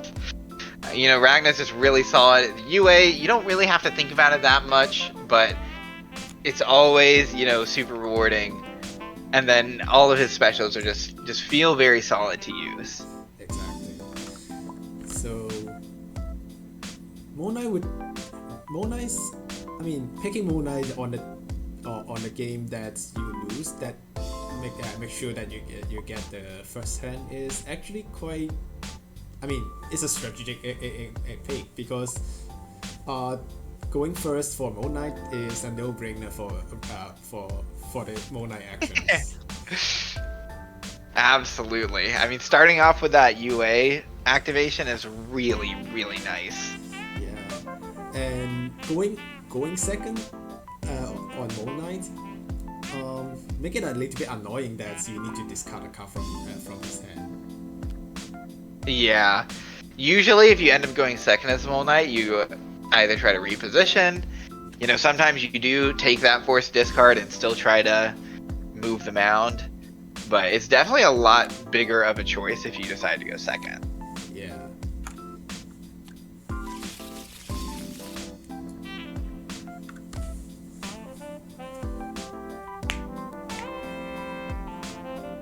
So, yep. Unsurprisingly, we see the mound moving. Yep. So now, whenever Moon Knight initiates an attack, he can decide to use the barrel, and if the barrel is empty when resolving his attack, he will move into the barrel and then resolve the attack. That means his grass would be way above curve here. Yeah, so notably, two big things to note about for people who haven't seen this character first. The first thing is, again, that's when the attack resolves. So even if he can initiate a burrow attack, even if like the opponent is on the burrow, and would like stop Mole Knight from moving there, just in case the opponent leaves it, which can be a pretty good mix-up, especially against characters like Ragna who move a lot. You know, either you're throwing out a very fast attack that you want to stay where you are, or you're throwing out a really slow attack that's hoping for Ragna to move off the burrow first. So that will probably come up at some point in this matchup. That's quite interesting. Oh, now Ragna run into range 1, and Mole Knight seems to use the barrels. See, we've got what, diving dig here? We have. This is belly slide. With Ragna playing focus. So it looks like Ragna will only take really 1 damage here, which is pretty good. But the other thing to keep in mind is that Mole Knight's Exceed mode is unbelievably powerful. right. And it's usually a priority of Mole Knights to get to that 4 gauge as fast as possible. And if you're losing 2 life to a trade, you know, getting that gauge is pretty good compensation. Yeah, I mean, who doesn't want a +2 power on every strike? Right. +2 power, usually above curve attacks, with the possibility of even an option select, ends up creating some pretty threatening situations. Yep. Ragna really need to go fast in this matchup.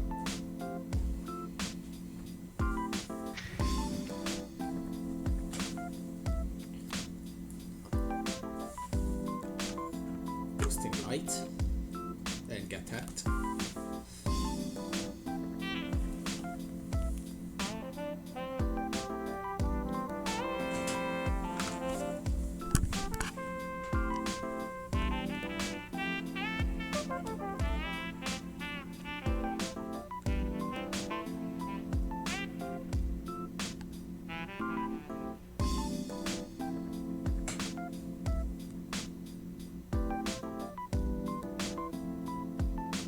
You know, something I've heard said about Ragna is that, you know, he's really good at getting in, but he's not always the best when he is in. Like range 1, he's got some good options. You know, Inferno Divider, always solid. You know, even things like Bloody Scythe will still hit, Blood Scythe will still hit and still be pretty good at range 1. Yeah. You know, he's a lot stronger, you know, at range 3 and 4, where he can just rush up with one of his faster options. Yeah, it seems like a Mole Knight is debating whether to reposition his barrels or not. And instead going for Stonewall. Interesting. With an extra 4 cost and defend, it gave him 1 more armors and 1 less guard. That means he's dedicated for trading here, I think. It is kind of interesting that he is deciding to discard the belly slide though in favor of Stonewall. You know, he's playing a boost that's really good for slows, giving it a lot of extra armor and guard, but then he's discarding an attack that would probably capitalize on it best. Yeah, maybe he has some other options like focus or sweep in hand.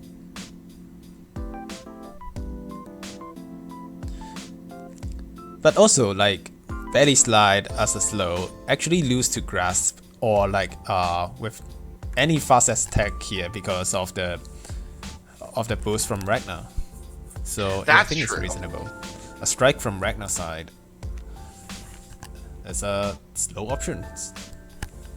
Interesting. Ooh. Seeing the +2 armor, +2 guard cross here.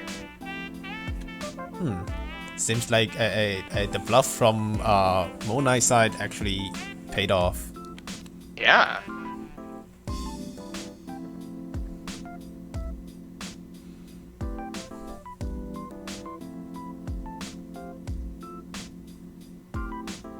It's worth noting too here, at least in this matchup, something like a grasp is going to be a lot stronger when Ragna initiates, because being able to reposition to burrow can make slows a lot stronger against a card like grasp, which can usually push options out of the way. Yes. not sure did Moon Knight announce this his UA? I don't think he did. It's possible that this is something like a spike, where he really wants to remain at range 3. It is a spike, like you said. But, I mean, in that case, that was pretty telegraphing. That's true. It would have been nice to see something like a sweep there. Something to basically tell your opponent, yes, I'm using spike, and go ahead and use your fast option. Only to cut them off with a slow. Yeah, but even if then, in that case, I mean, assault into sweep is not really a bad trade for the assault side, because that is fair. You're getting rid of the sweep, only going down a little bit of damage, taking the advantage. Yeah. So it seems like for Ragna's side, he has 2 boosts on the table. Pretty threatening. With the 1 armor and 3 guard, he can safely throw another assault or any mid speed here. Because Ragna likes trading. Even if he trade like a sweep with a sweep, his UA would pay off to give him some benefits on it. Right.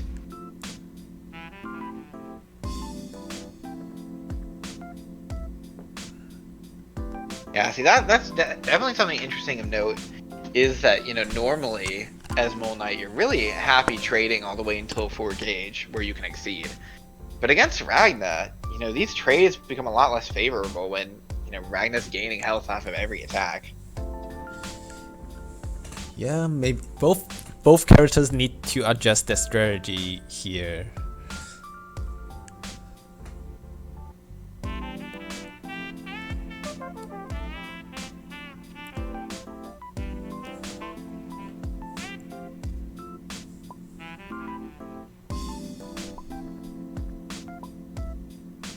Okay. Seems Looks like Tara's stepping out for just a second. You're right. In this case, what do you think about this matchup so far? Yeah, I think both players are doing the right choice here. Ragnar really need to rush Mole Knight down, push him into the corners, get him into a low life before he has the enough gauge to exceed. And yeah, Mole Knight is playing pretty safe here. Try to preserve the resource. I'll say both of them do pretty well so far. I definitely agree. I think I also really like the choice that Ragnar seems to be making of just like making sure he stays pretty close to Mole Knight. Keeping him at like range 1 seems like a really good option when the Burrow's usually good at making some pretty heinous above curbs options, but as long as he keeps Mole Knight at range 1 and that Burrow pretty close to him, he's effectively neutralizing a lot of the threats that Burrow can make. Yeah. And I think that'll become especially apparent if Mole Knight gets a chance to exceed. We'll see a lot of the bonuses from Burrow become a bit less helpful. Yeah, exactly. But I mean, I want to point out at this particular positions where the barrel, both the barrel and himself are at range 1, it's still pretty useful to threaten with the initiate with a dive. That's true. He can just pop away and then pop back into the barrel and hit a range 1. Right. +2, you have something like a cross here, potentially, where you initiate with cross, go to the burrow, get your hit, and then now you've got space behind you to retreat. Yeah. So it does still offer some functionality here. I mean, overall, it seems like he's back. But I mean, with 2 boosts on Ragna's side, if he initiates a strike, it's almost telegraphing a mid speed on Mole Knight's side, which give some ideas with, yeah. I think this is either a cross like what you said or a dive here. In fact, while this could be a dive, I think the only thing that the only special Ragna has that doesn't have guard here would have been Hell's Fang. Yeah. It's a cheeky headbutt. Honestly, that's still a pretty good option here. And actually, yeah, with the EX Grasp, that is gonna stun it out. Yeah. But I do still like that option.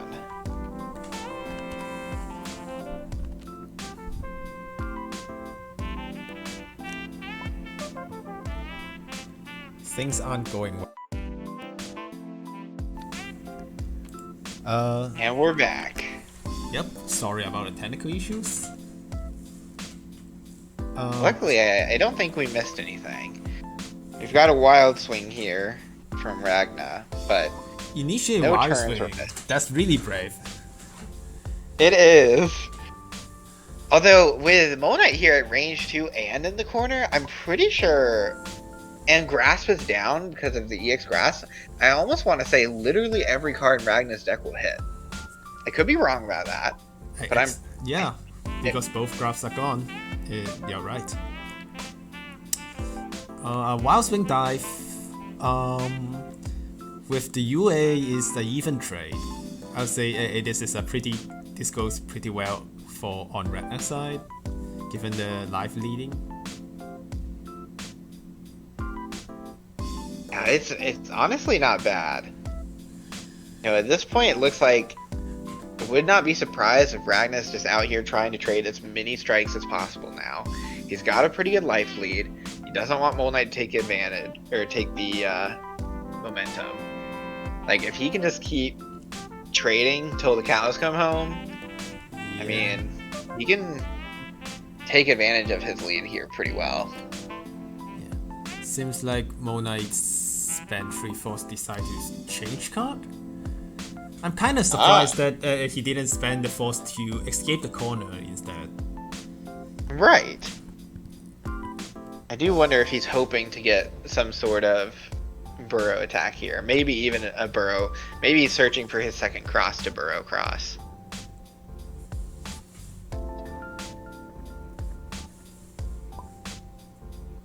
Did I draw for the focus?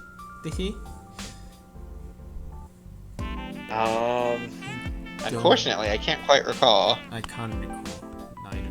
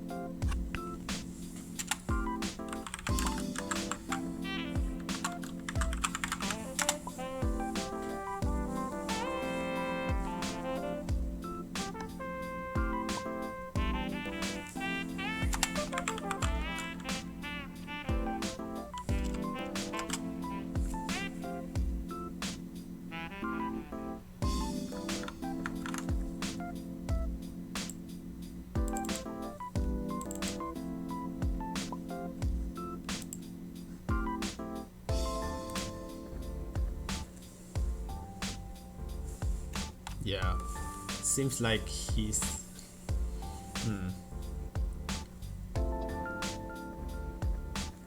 Yeah, it is unfortunate to forget. It's not like we can trace back.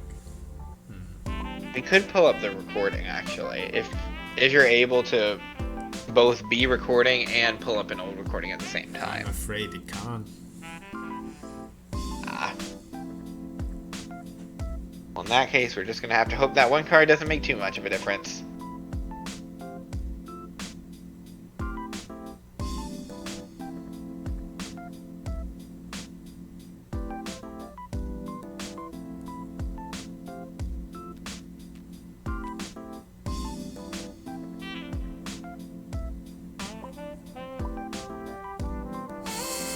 I mean, whatever is cool with the rules, life motto.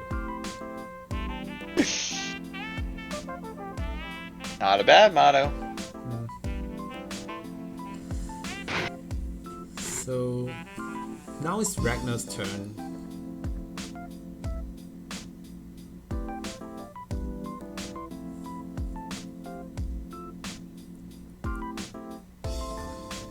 What would Ragna do here? Just keep.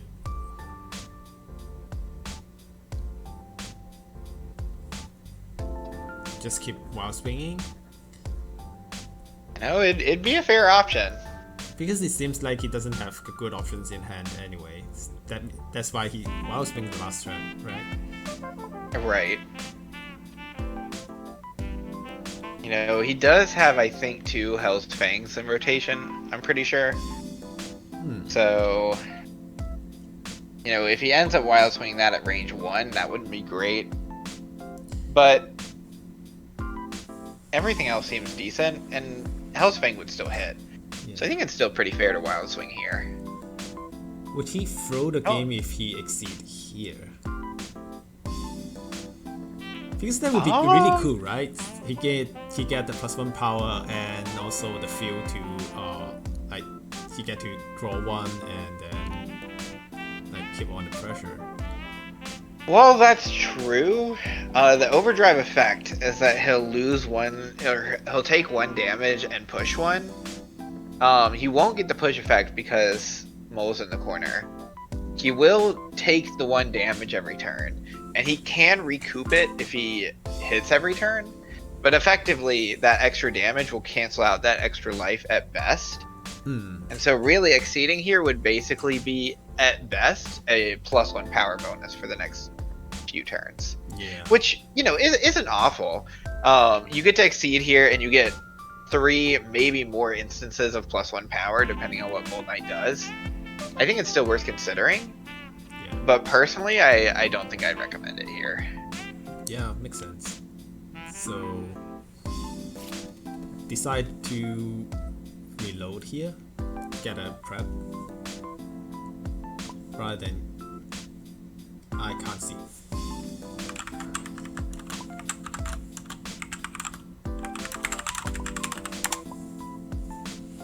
It's taken a minute, I suppose.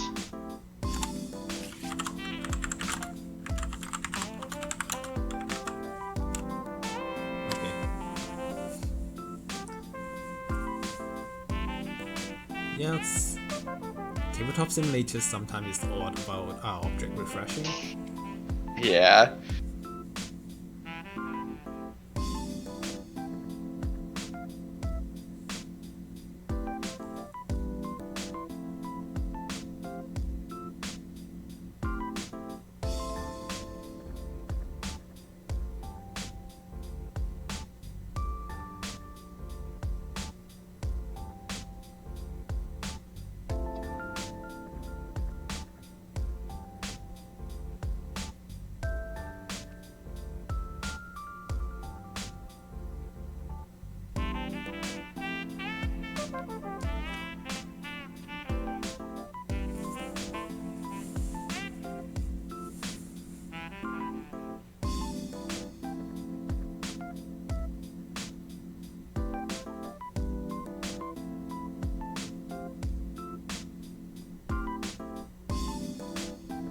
Let's see.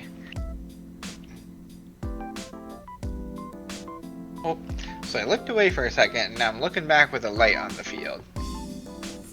Looks like Ragna prepared, and Mole Knight went back with a light boost. Interesting. If Ragna decide to strike in despite the 2-speed advantage on third side, you really gonna call me out like that, yeah? Oh, it seems like Mole Knight doesn't really have an options here. I imagine it's something like a sweep from Ragna or focus, yeah. Ooh.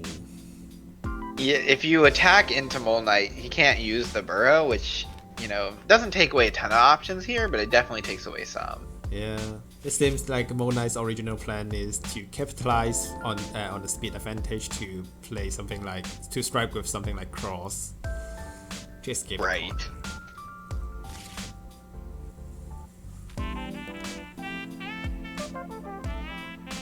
we're looking at the 4 gauge from Mole Knight now, though. Could see a flip.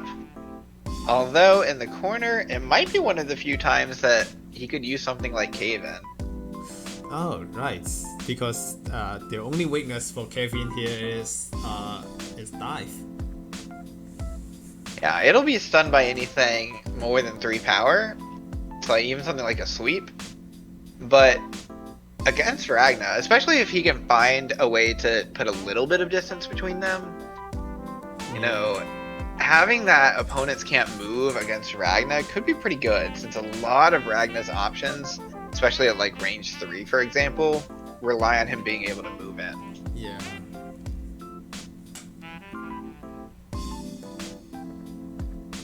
Kevin would be really good here. But it seems like he discarded 1 copy earlier, right? For the change action. Yeah, I think so. Okay. Burrow Dig is pretty good here though, I believe. Yep. It doesn't stun Gaunate, but at least he escaped the corner. That's true, and since he has to advance 2 though, that will put enough space between for Gauntlet Hades to still hit. Yeah. So maybe it wasn't that great after all. But, you know, did he... It looked like he wild swing this. Was that from hand? Yeah, it's a wild swing. You know, for a wild swing, that's a pretty good pull then. Not the best, but not too bad. Yeah. I mean, it can be worse. That's exactly. At least he can exceed. Is he planning to exceed right now? It looks like it. Debating? It is interesting to exceed now, though, considering he is currently sitting on the burrow. But, you know, exceed mode is so good from Mole Knight, it still wouldn't be a bad option. Yeah, I mean, even with the barrel himself on the barrel, laggy. Probably problem on my side. Yeah.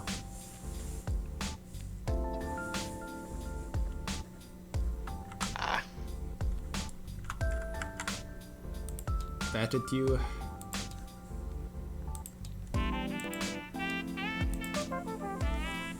better to take a save here. That's probably a good idea.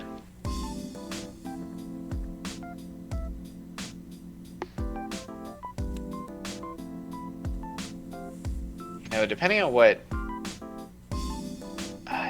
Ragna does here, it's gonna be a little while before Mole Knight can get his burrow options on board. He's gonna need to take a turn to move off the burrow or reposition it, as well as another turn to actually initiate the attack. But, you know, when the benefit of it is an extra 2 power on every hit, you know, it might be what he needs to turn things around here.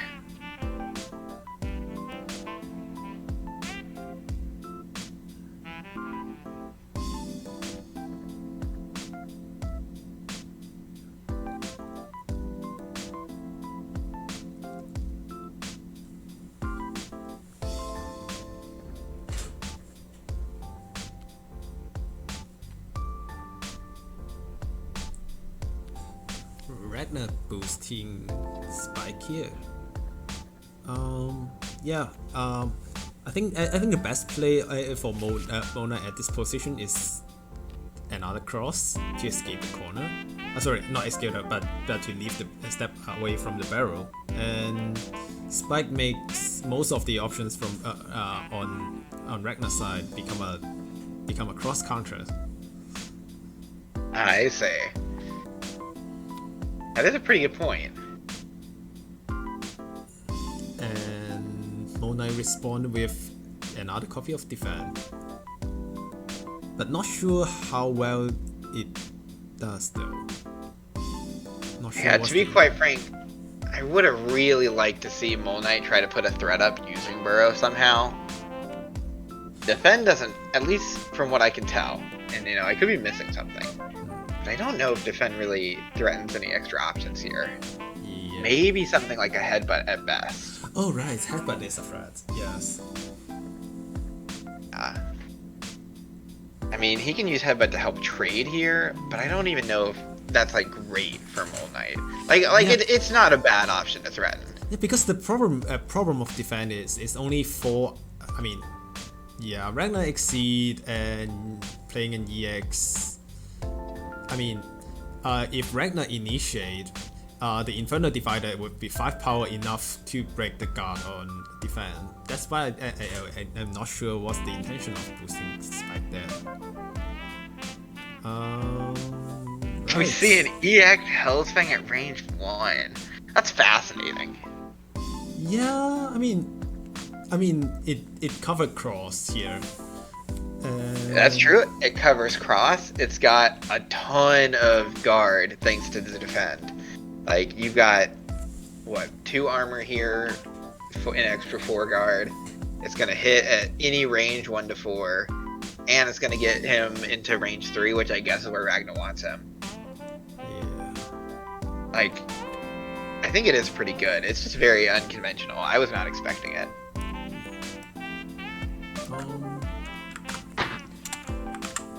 Did he perform OD? His overdrive? So he... I think he's debating whether to push or not. Seems Oh, like he's lagging. lagging.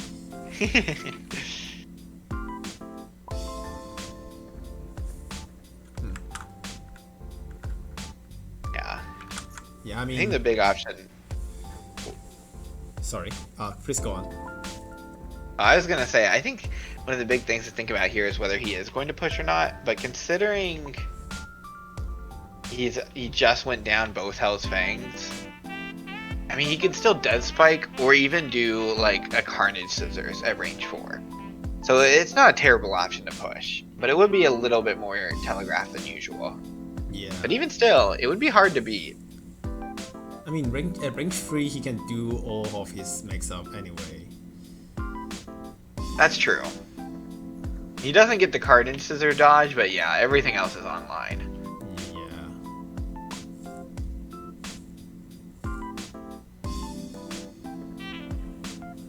In fact, he even has access to Devoured by Darkness at range 3. Oh right, now it's an on-curve attack, I believe? I think it's an above curve attack here. It's 6 speed at range 3. Ooh. Plus on hit, he'll basically gain 5 life and deal an extra like plus one power. Oh, I mean, yeah. It's that in that case, that's very brave for playing cross here. Yeah. Oh. Although honestly, against something like a Devoured by Darkness threat, what else are you going to do? Like, you're either playing a block or you're hoping it's not Carnage Scissors or Devoured by Darkness. Yeah, I mean, maybe play a sweep or something. Try to trade. That's fair. You will give the Ragna effectively 5 health back though. Yeah. But you know. Oh, yeah. Striking here. Yes, beautiful diving dig here. It's not gonna ignore the armor, but you know, you're gonna get back into range 2, which is really good for Mole. Discard some cards, and he's got the +2 power from the UA. Yeah. With the ignore guard clause, Ragnar needs to spend 3 force. Yeah, he needs to spend 3 force to not get stunned.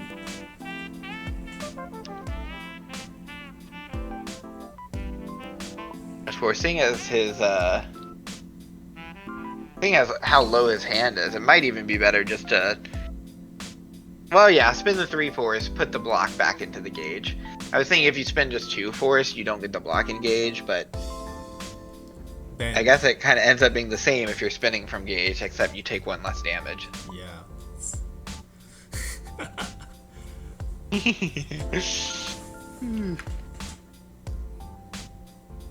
Yeah, I think that was a really good option on Terrace Party here.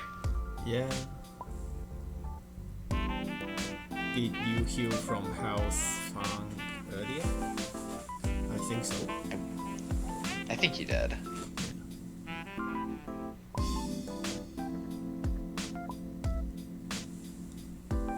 Yeah, I think he did. So spending 3 force from Gage. That's how you deal with the Devour by Darkness threats. You know, that's fair. And sure enough, he had it in hand. Okay. A reload from Ragna's OD.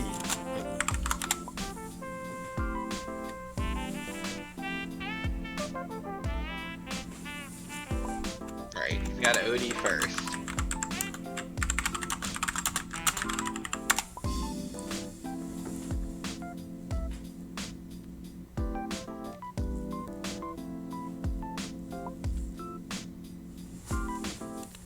It seems like the lag is caused by me. It seems like my internet refused to be stable for that long. Unfortunately. I think but you know, they're still making it through for now, at least. Yeah, it's been doing a good job until now. I can't blame him. Hopefully this game will end soon before my internet went into a breakdown again. Hopefully. Although honestly, from this position, you know, it might just be another 2 strikes, so it's pretty likely. Yep. Another strike on Ragna's side. Ragna really needs to close the game soon. Yeah, well, he still has his power boost up and the 2 life, like, from every hit. You know, he'll be pretty aggressive. So it's just a matter of if he can force out these trades or not.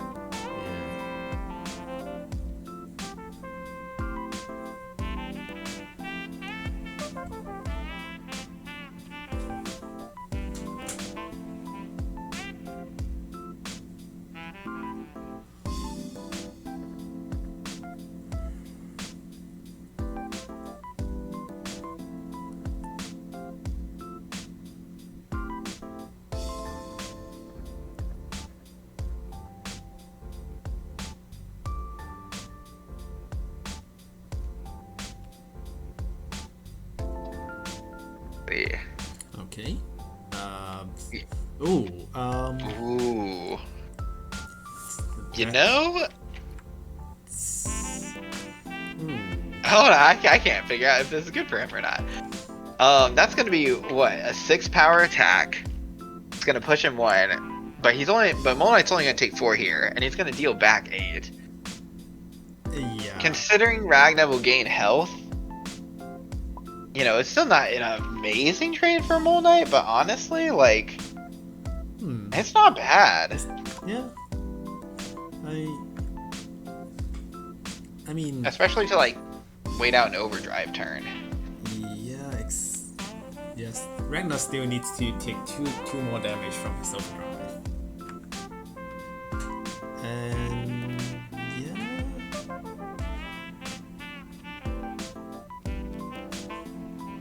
But now without the, I didn't realize I was at 8 HP.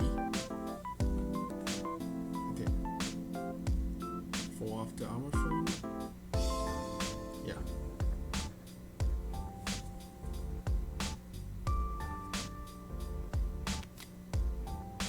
Oh. This seems like on Mole Knight's turn, decide to CC4. It's reasonable, but since I don't think he can make use of those gauge, given that he only has 4 life left. Right. Especially when, you know, goal number 1 here is to wait out overdrive, so it kind of makes sense to pull for as many options as you can. It looks like Snake accidentally put the card in his gauge from probably due to lag. Hopefully he'll correct that in a second. The Gauntlet Haze is in his is from his overdrive, right? Right. The Gauntlet Hades should be in his discard right now.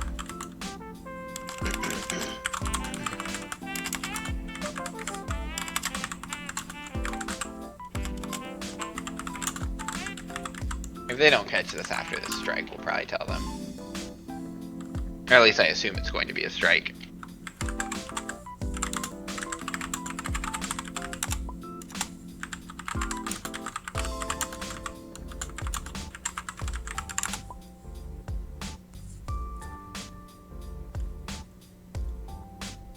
There we go. Yep, I think that's the lag. Yeah.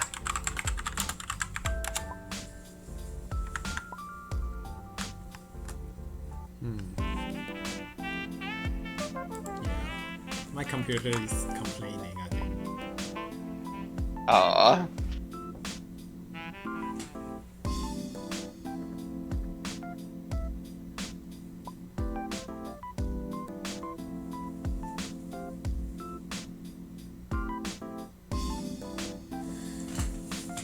Yeah, with only one gauge, Ragna cannot defend with the Carnage Scissors, which makes it a little bit difficult. Does. I really feel like if it's in hand, we're gonna see a dead spike here.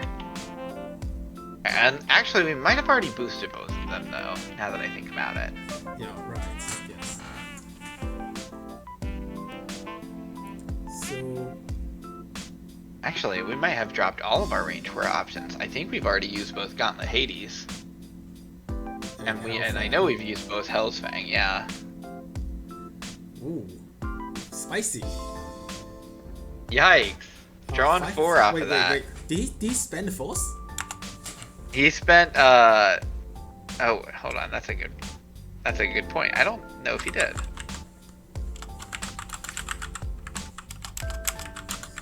You might want to ask in the chat if he spent the force. I actually don't think he did. But I could be wrong.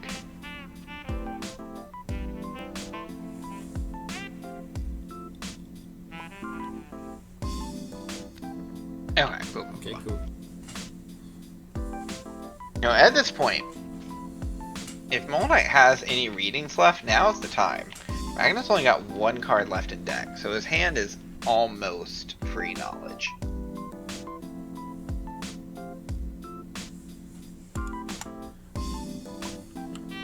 Although he might not want a reading with Overdrive still on board for Ragna. But, you know, Ragna's going to take 1 non-lethal damage at the when he starts his turn. He is running pretty low. Yeah. I'm surprised he boosts both copy of Devour by Darkness. Honestly, me too. Like, the second one made a lot of sense, seeing as, like, he didn't have the gauge for it anymore. But I would have liked to see the first one thrown as an attack rather than a boost. But I guess it might just be a sign of him trying to play more aggressively, though. Like, a 6 power, 6 speed, range 3 option is super good. But, you know, if he's not valuing that gain 3 life a ton, he might be trying to find answers to make sure he can close out the game either before or right after he finishes Overdrive. Yeah. And I think he's looking for focus right now, because I mean, hopefully they draw most of his deck that he can find the focus to land a lethal blow here. That's true.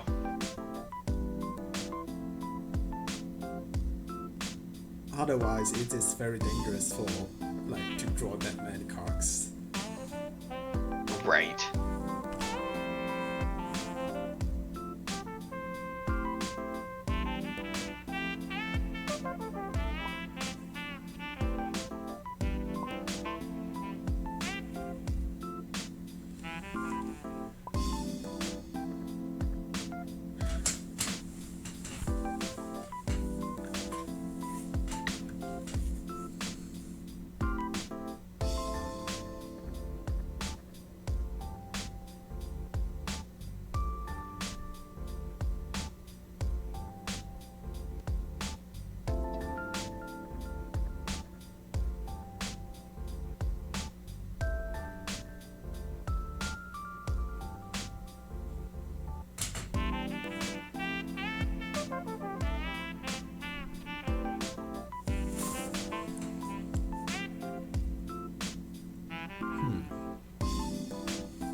Yeah, he's got almost his whole deck, or the rest of his deck online.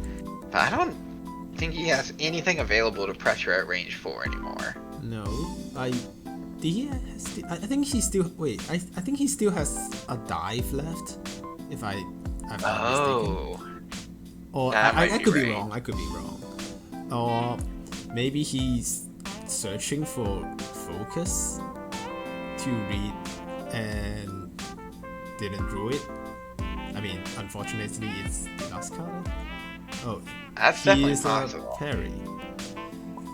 Parry focus. That makes sense. Yeah. So, no focus.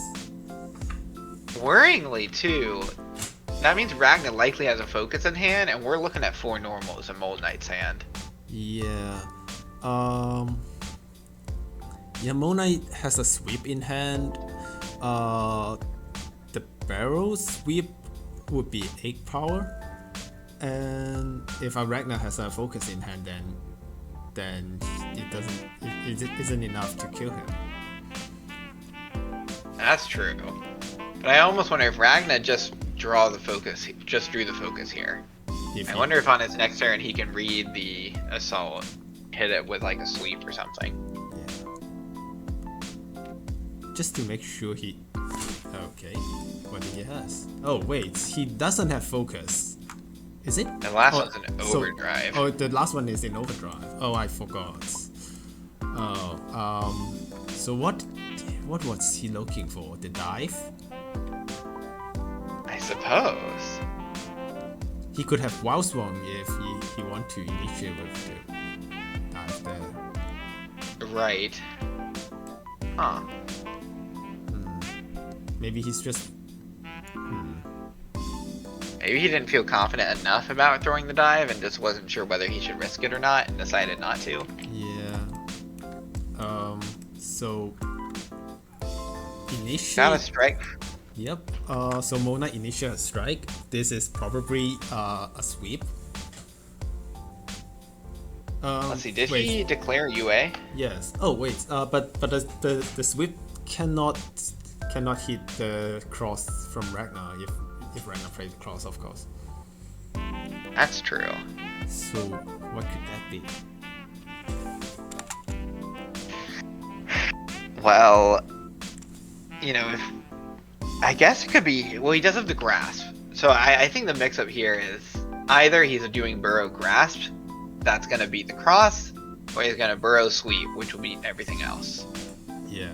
Honestly, here, I almost wonder if you play the cross, you choose to lose to the grasp, but you'll survive, versus risk losing to the sweep and dying. That's true.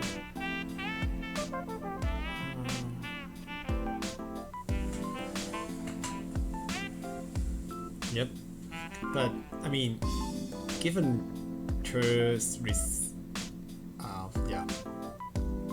Ter didn't take notes there. I would bet that he is playing sweep here, like his confidence to kill Ragna here, and then realize there's a cross in his hand. That's fair.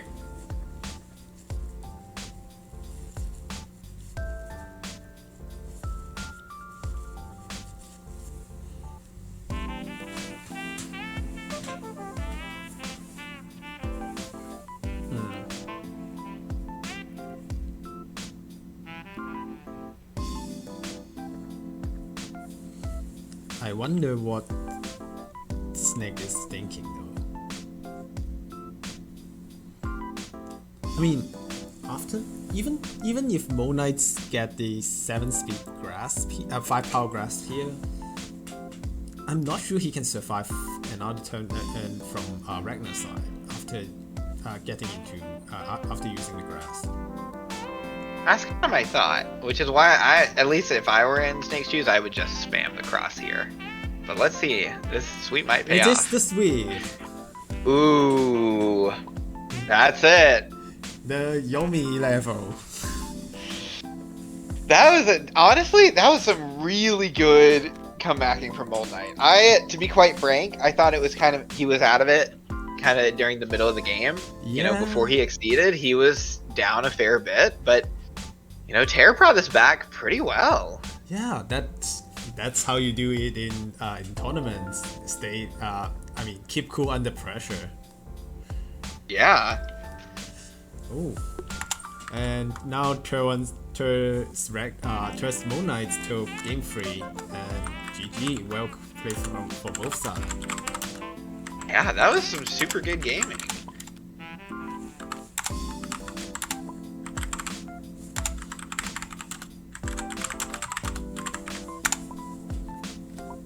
So overall, let's see if I can run this back. Alright. So we've got, let's see.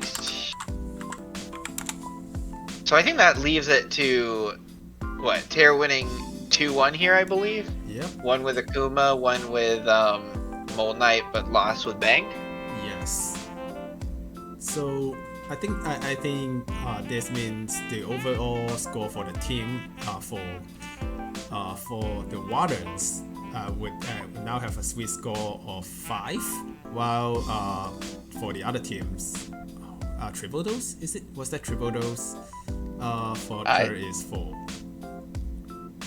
Right. And so technically, if we're going by a team basis, Snake's team of Wardens still takes the round, but you know, with the way this tournament's set up, every point matters, and losing just by 4 or 5 is pretty good compared to losing by, 3-6. Yeah. I wonder if the 5-point lead could win them the tournament. Yeah, because they just didn't win hard enough in that case. Right. That's how the tournament works. It's a little bit weird. Right. So thanks for the co-hosting from your side. Hey, thanks for hosting from your side. Yeah. Thanks. Good. Take care. Have fun, and we'll close the recording here. All right.